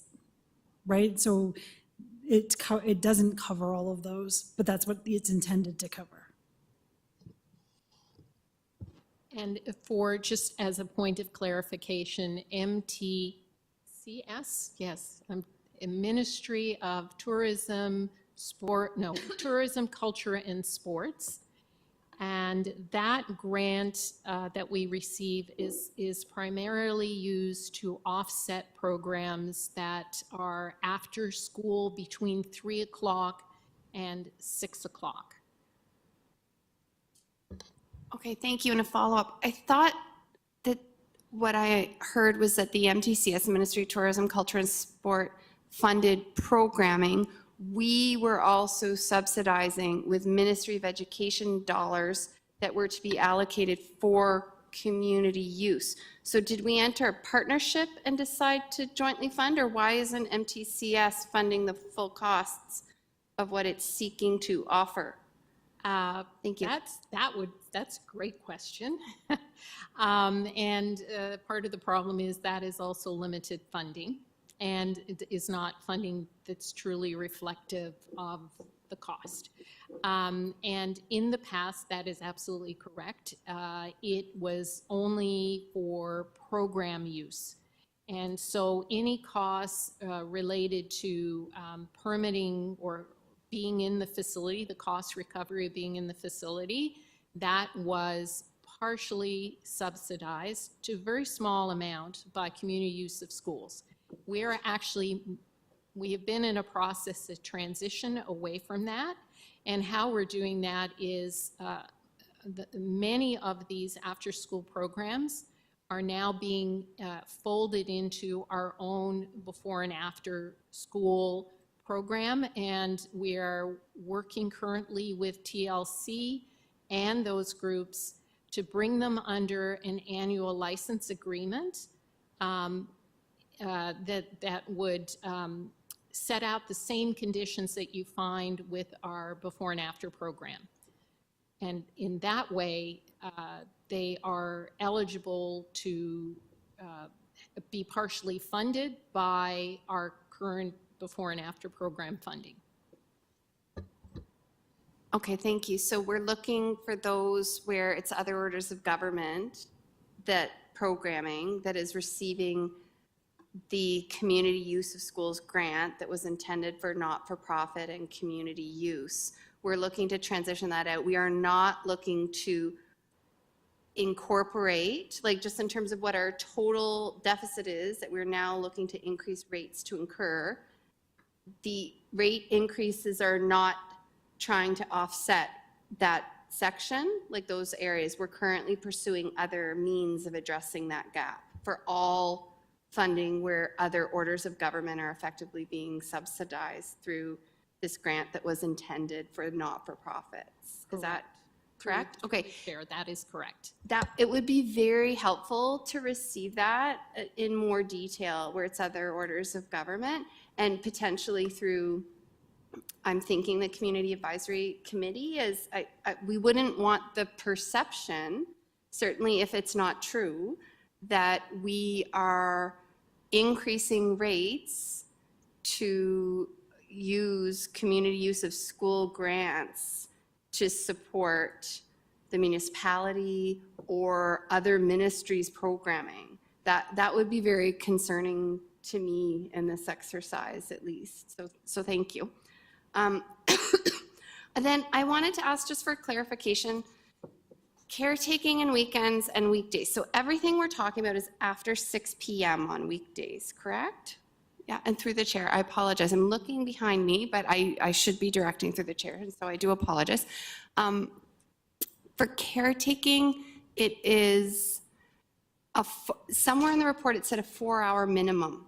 And so when we look at it by 1 hour, it's really not a clear reflection of what a user would need to pay. Let's say a basketball group wanted to come on a Saturday for an hour.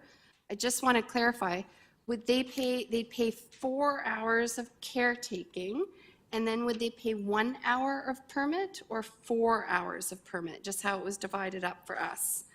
So we have a new permit rate proposed $11.56, custodian fee $18.04, total new rate $29.60. would they be paying $29.60 times 4 or $11.56 plus 4 times $18.04? I hope that makes sense.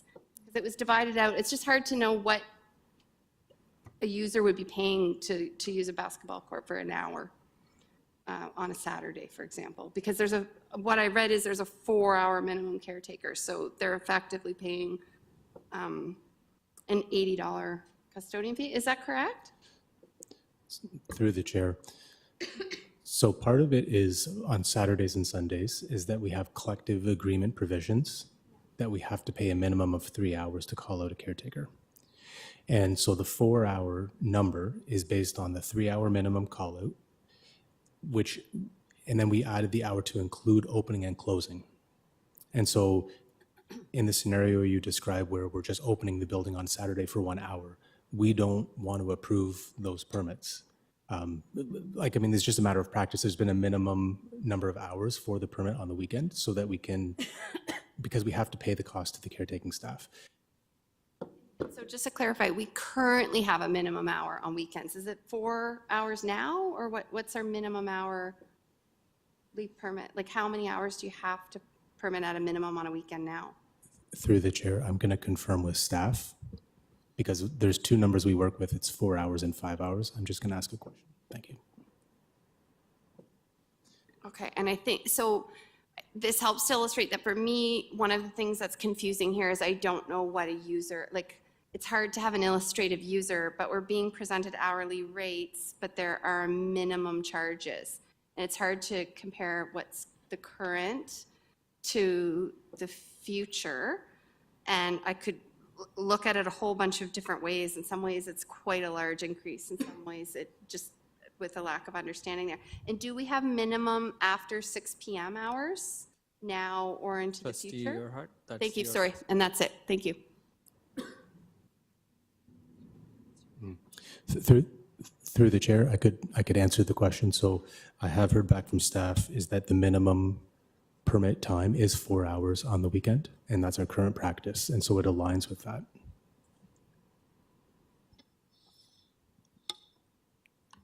Thank you. We have Trustee King next. Thank you, through you, Chair. Thank you, staff, for the report. I share the frustrations that we've heard from my colleagues. I think it's really unfortunate that, we all very much want our schools to be community hubs. We're told that they should be. We know that the benefits are not just in supporting the organizations, but supporting the participants, the children, the youth, the families that are participants in those programs, but are part of our communities. So the value and the benefit that we get comes right back into our school communities. And to be in a position now where we have to look at making, changes that we know makes that harder is very frustrating. That said, I have 2 questions just based on what we heard from the delegate at the top of the meeting. And the first one was just related to the process of hearing from CUSAC. They're a very strong, well-functioning committee that, again, adds a lot of voice and value. And as someone sitting at this table having to make a decision, I really benefit from hearing their feedback and their perspective. And we heard from the delegate that these conversations have been ongoing during meetings. There was a working group struck. And there was some conversation there, but we also heard that there was a desire for some deeper consultation and information to review. So my question for staff, first question, is will CUSAC get the additional information that they've suggested would be helpful? Things like data equivalent to what they got in a previous review, the different options of models that they referenced or suggested, are those things that they are going to get before and have a chance to review and comment on before we all come back together to make our final decisions? Through the chair, there is an opportunity for the next CUSAC meeting, which is in November 12th or 14th? 12th, for this report to be reviewed at CUSAC. We will do our best to provide some of the additional information based on the feedback that we have just received from trustees at CUSAC. And that is an opportunity for CUSAC to, as any community advisory committee, put forward a motion of recommendation to the board that would then come to the next PPC, as it were, in December. So there is opportunity. Through the chair, I just have one comment to add, is that beyond the appendices and the content you've received in the report, the working group received additional analysis and summary spreadsheets. So they did receive more detail than you see before you. Thank you. Thank you. And I know that staff works very collaboratively with that group, so I trust that you'll continue to appreciate the items that they're suggesting would be helpful as well. And to Trustee McLean's point earlier, I think that data is also supportive of the advocacy that we're seeking to do as well. So, overall, I think you've heard from a few different people about a request for more information, and I hope that staff's taking that away. And then second question, just quickly, is we also heard from the delegate that they heard a suggestion from staff that second permit fee increase could be delayed to 2026. And just want to ask staff if that is in fact true, and if so, if there are any specific reasons why September 2025 is recommended in this report versus the 2026 date. Through the chair, that is true that we had conversations about spreading out over an additional fiscal year. However, we did not finalize a commitment that would be part of our consideration, because once we did the total cost recovery calculation, it was determined that those would need to be included effective September 25 to reach the in-year revenue, as well as the projection for 25-26 cost recovery. Through the chair, I will add, if trustees recall, part of the deficit recovery is $5 million in operational savings or adherence to policy. And this is part of that $5 million, and I'm going to say a significant part. So if we do decide to spread that or phase in the increases over a longer period of time, it does impact the operational savings that we have expected for 25-26. And again, that's part of our deficit recovery plan. So, staff will follow the recommendations of the board, but we do need to be aware that then that impacts our deficit recovery plan. Thank you. Thank you. I don't have any further questions. Thank you. Trustee Dawson.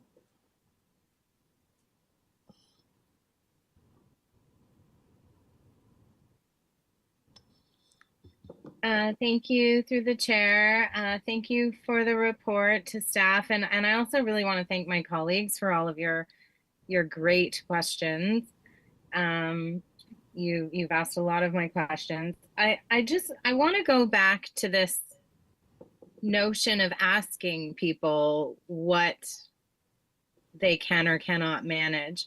So are we considering doing a survey of the current permit holders to get a sense of sort of the threshold that they can bear? Like, is it a 10%, a 20%? Like what is the increase that they can feasibly manage before having to close their programs? Are we going to do an assessment of that?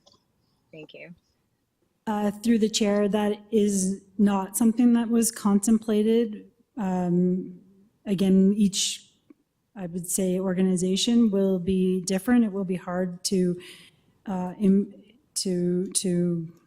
guess, amalgamate that information or aggregate that information, and in order to find a spot that still is cost recovery, but yet impacts. I think that staff in the recommendations and in working with the working group are trying to do just that, to find the spot where we are cost recovery and impacting as few of our permit holders as possible. So we have not contemplated that sort of survey at this time. Okay. What kind of heads up have we given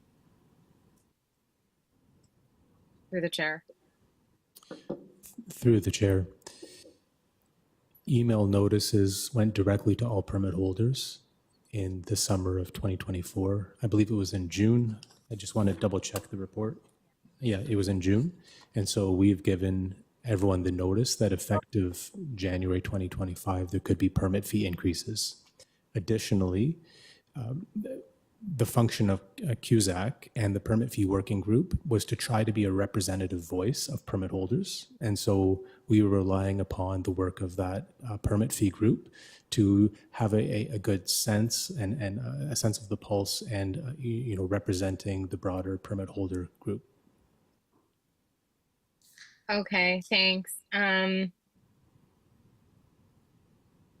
you explain, like I have this somewhat convoluted recollection of the permits for some of the after school programs, for instance, Beyond 330, Boys and Girls Club. There was criteria that they needed to meet in order to qualify for a lesser permit. So they had to be offering programming for the entire school population, like K to 6, etc. They had to have certain ratios and things.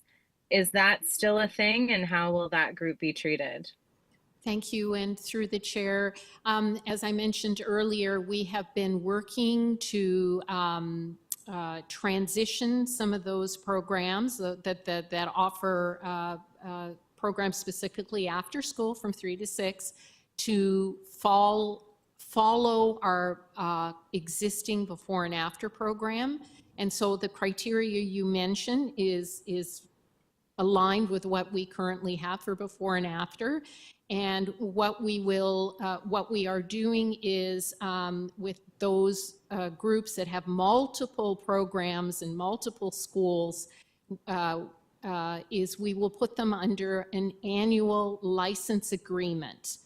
And so it would be at no fee, but it would be a license agreement stipulating what rooms they can use after school, and ensuring that they have the insurance and the designated site supervisor, and they meet the criteria, just as you have mentioned. I don't have all the criteria detail here. We plan to share that in a following report early in the new year with trustees with regards to these programs. Okay, great. I look forward to that report. How many permits do we get from the film industry, and how are those treated? And is it possible to increase them to offset the costs of the other permits? Through the chair, I don't have that data handy. However, I can say that the plan that's before you in terms of the content of the report doesn't affect our commercial rates. And so we're at full cost recovery for all caretaking fees, and we fully charge all commercial clients, including any film production, for all costs. We did have a recent increase to the permit fee rate within this quarter, and we can provide more details on that, but we did recently increase those rates. Okay, so we're profiting from film permits, presumably, not just cost recovery. Through the chair, yes, there is revenue received by the board for those activities, yes. Okay, thanks. And do the way we operate with those types of activities, do we wait for the film company to come to us, or do we proactively seek those opportunities? Through the chair, we were more proactive prior to COVID. COVID really disrupted that, and it is something that actually TLC has been working on to get ourselves there. But we also have very clear stipulations already in terms of what facilities we can offer to film companies. And that is historically because the board wants to be, manage its images, manage its what gets out there in the wide world, and we're not experienced or versed in understanding or reading scripts or anything like that. So, the amount of facilities we would ever offer are quite limited. Okay. Do we know what the difference is between, renting a room at a community center or a library compared to a equivalent sized room in the TDSB?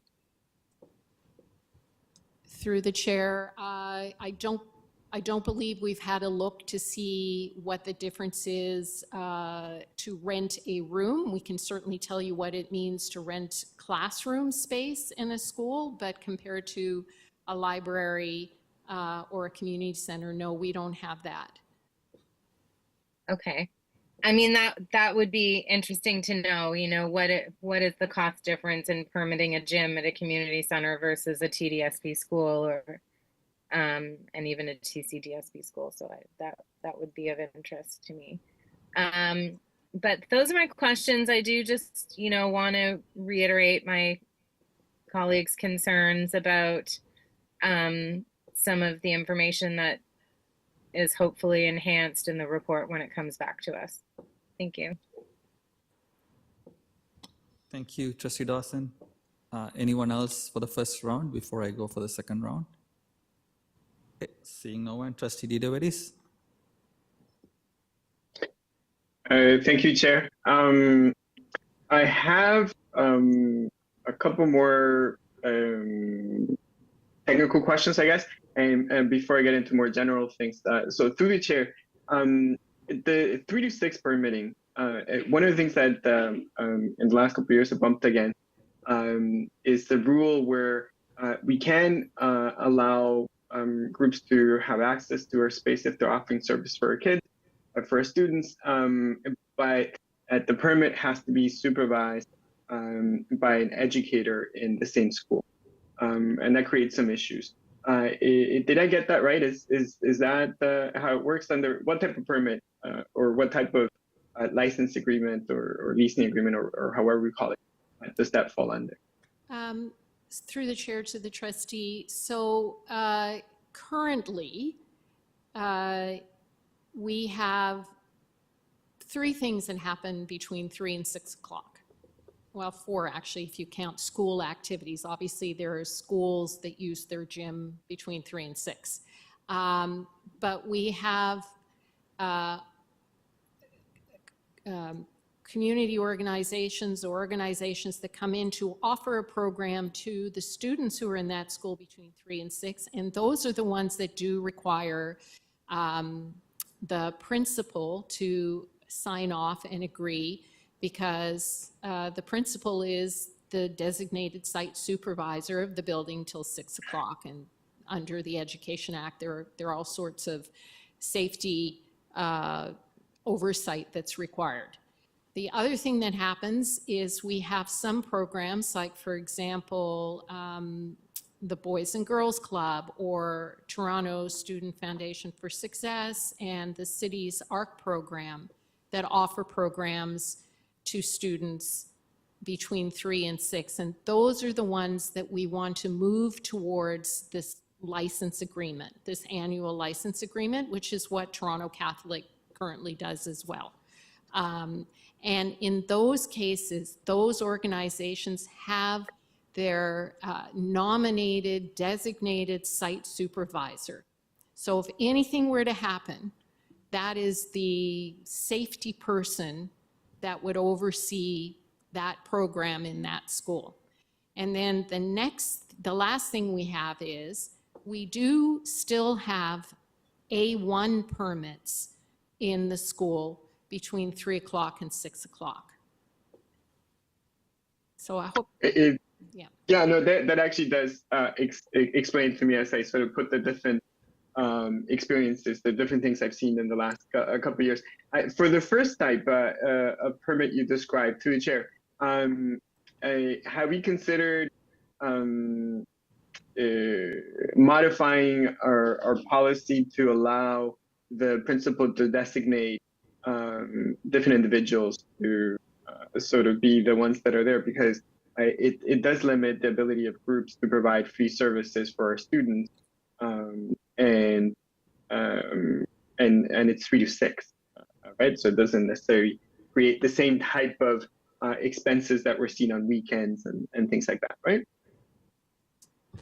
Through the chair, currently that is not contemplated, and I think it is in part under the definition in the Education Act about the principal's responsibility vis-a-vis students in programs in their building, even though it is between 3 and 6. So when the program is offered by some external group, but a group that is coming in to do work with the students in that school, that are in that school. Okay, and would you, through the chair, would staff be able to send me some of the black and white around the provincial rules that that qualify that direction that we have to take on this, so I can better understand it? Through the chair, certainly. Thank you, appreciate it.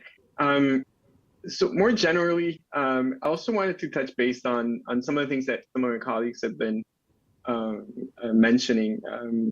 The report is very thorough, but it also has a significant blind spot, and that blind spot is created by the fact that its centered is geared around trying to create a cost recovery model on something that most of us don't think it should be done in a cost recovery model, because we think of our schools as community spaces that should be open for lots of different uses, and there's lots of pedagogy behind that. And to be honest, we just went through a whole process to create a multi-year strategic plan that talks about all the different reasons as to why we want to keep our schools open in the way that it does.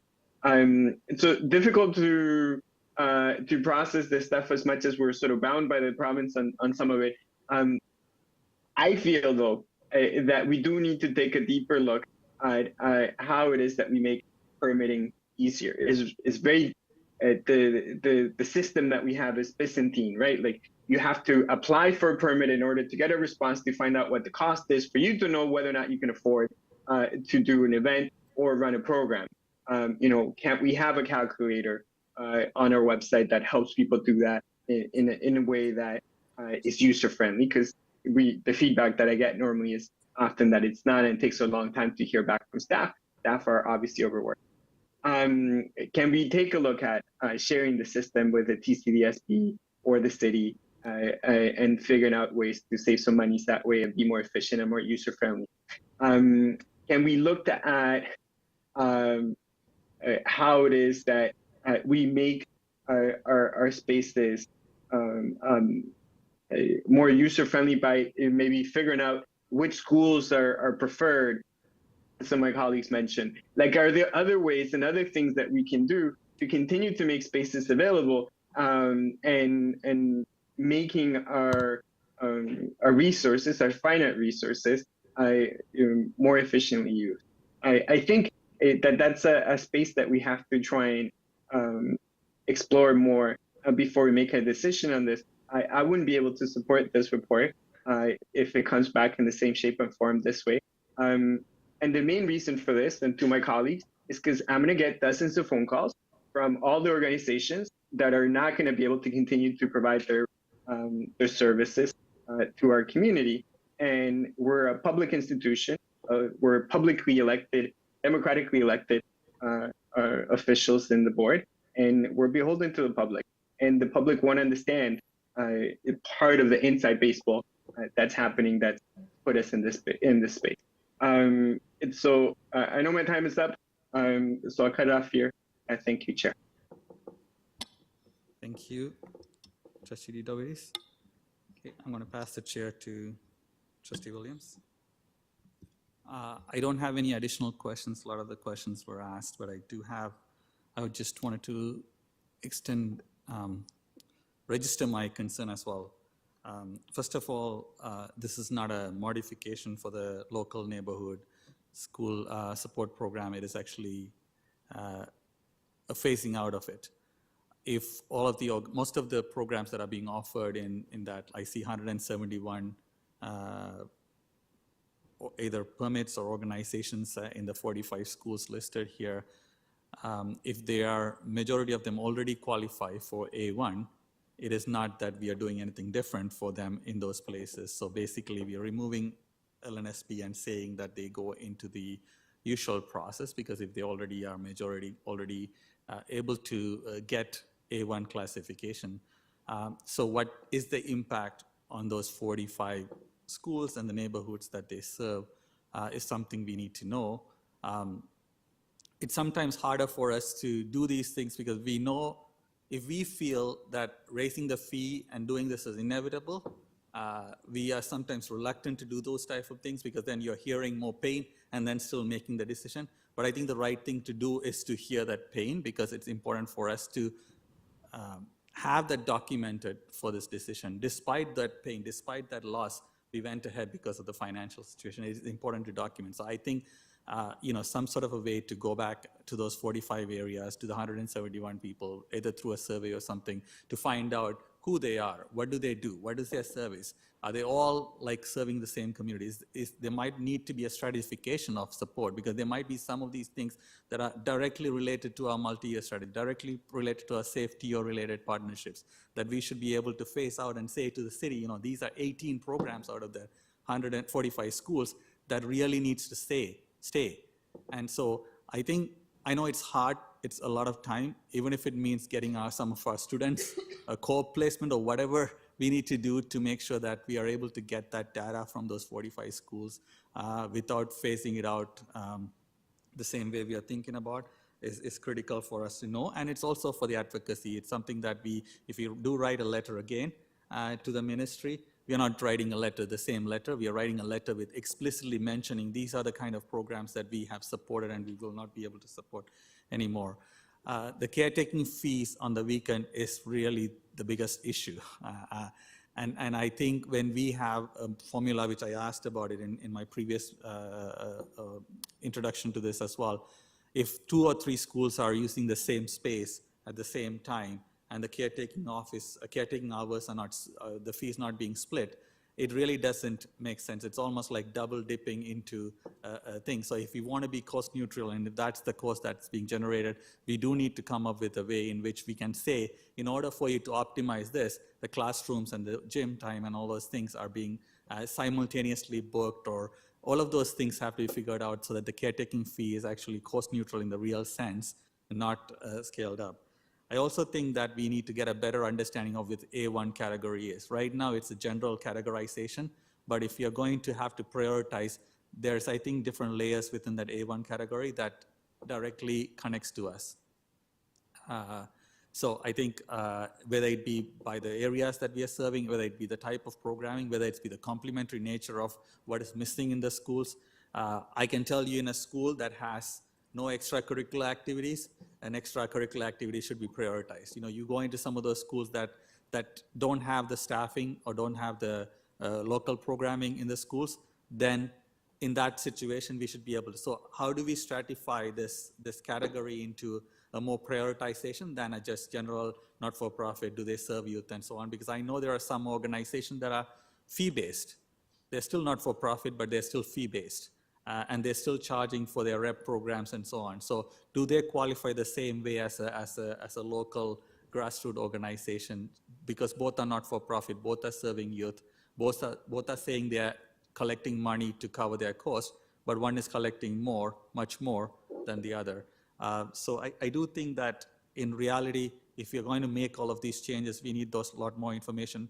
As we have a very sophisticated digital system right now for us to track communication around permits, which used to be a black hole before. You were waiting in the dark to try to find out what happened to your permit. I think we should be able to have more real-time data around some of these permit pieces as trustees to make some of these things as an advocacy as well, not just in terms of financial crisis, but in terms of advocacy to keep these programs. Thank you. I'll take the chair back, Trustee McLean.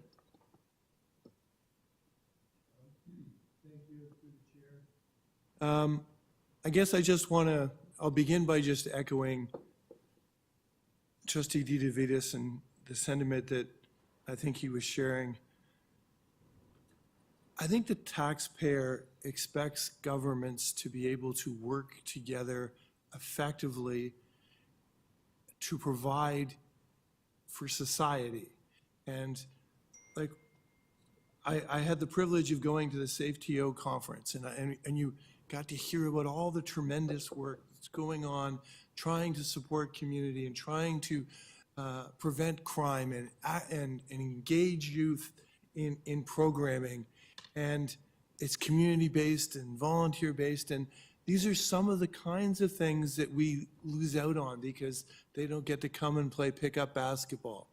And I acknowledge that, you know, we're stuck in this cost recovery model. That's the province made for us, but so we spend all these times in these silos, and as a result, we're collectively not serving our communities as well.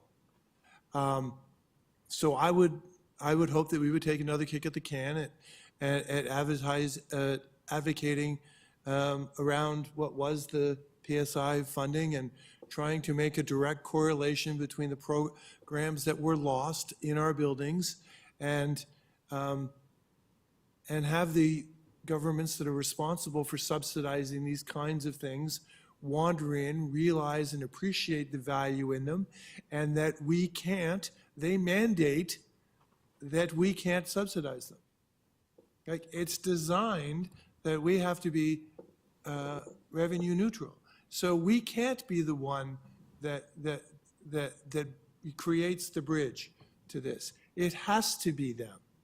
And so if we can make a correlation around that, I think I hope we do that. Trustee Laskin shared around that other jurisdictions, these are the permits, and these are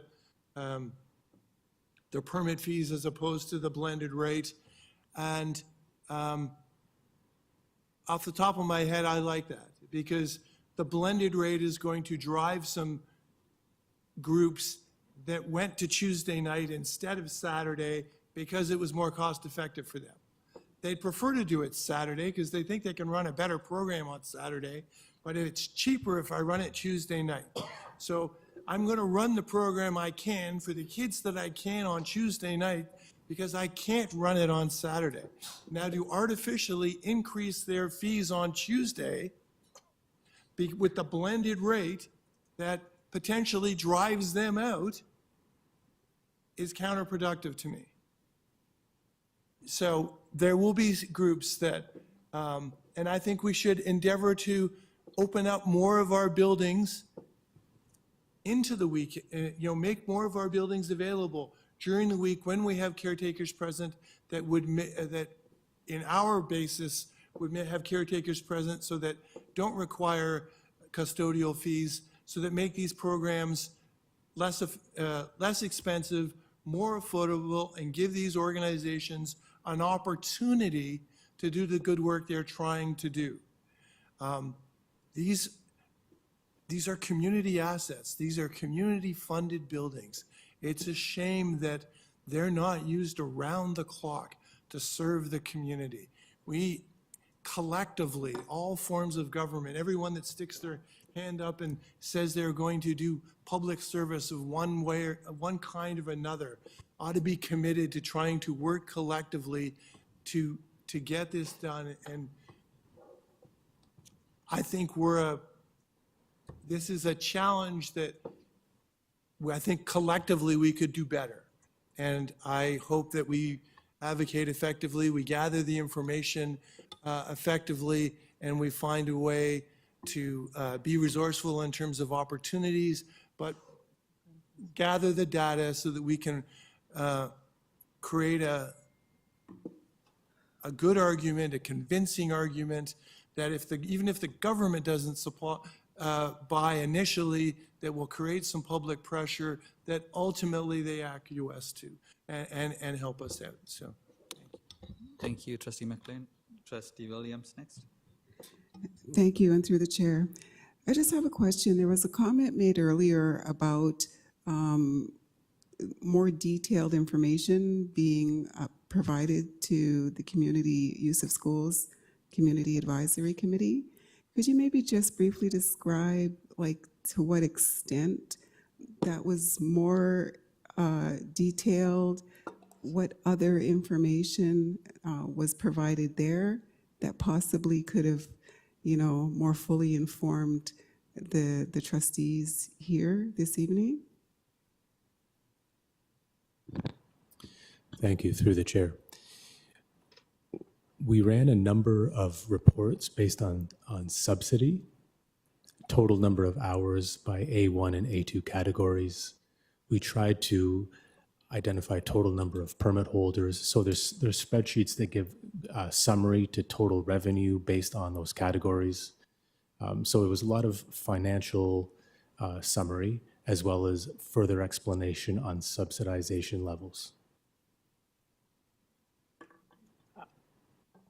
There's additional information that we could provide. I don't have the full list of the information handy, but I can provide it. Through the chair. That was my question. Those are my questions. Thank you. Thank you, Trustee Williams. Seeing no other trustees having questions, we will move on to a vote. Is there a mover and a seconder for this a motion to receive? Trustee Arts and Trustee Laskin. Okay, are we doing e-scribe or are we doing hand votes? All those in favor? Dawson against. Okay. Magical Singham against. Sorry? Yeah. Telovitis again. Okay, we'll do e-scribe because I think this might be.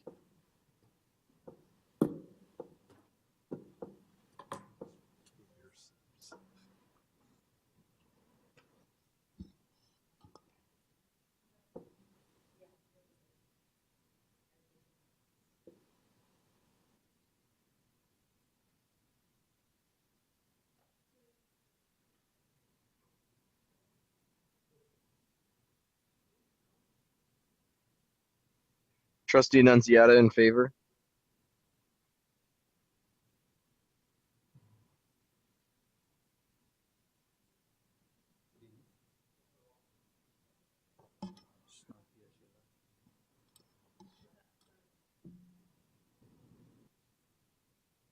Trustee Rajwani in favor.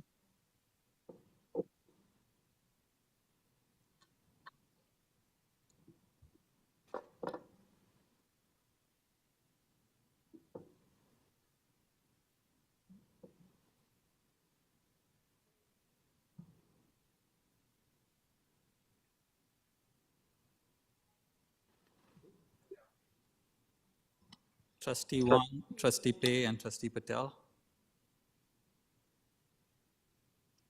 Trustee Pei in favor.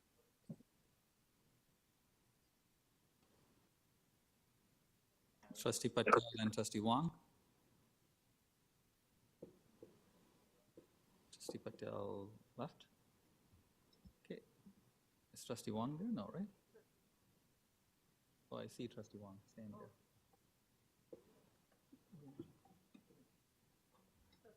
Trustee Wong, are you there? Okay. We're absent, I guess.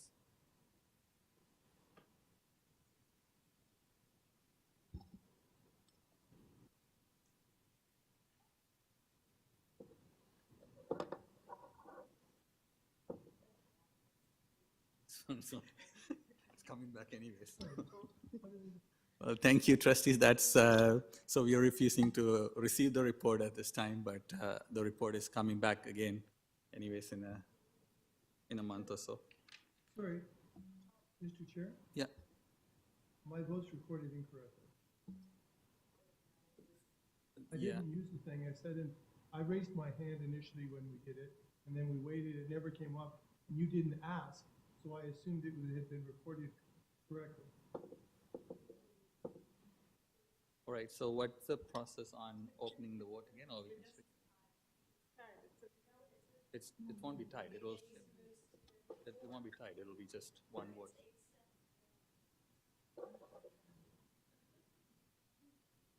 All right, Sorry, Chair, I also voted against.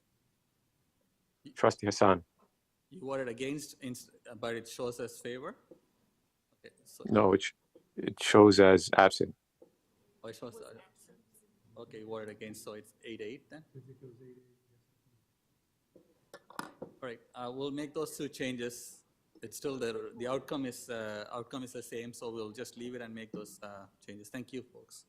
All right, we will move on to the next item on its defeated.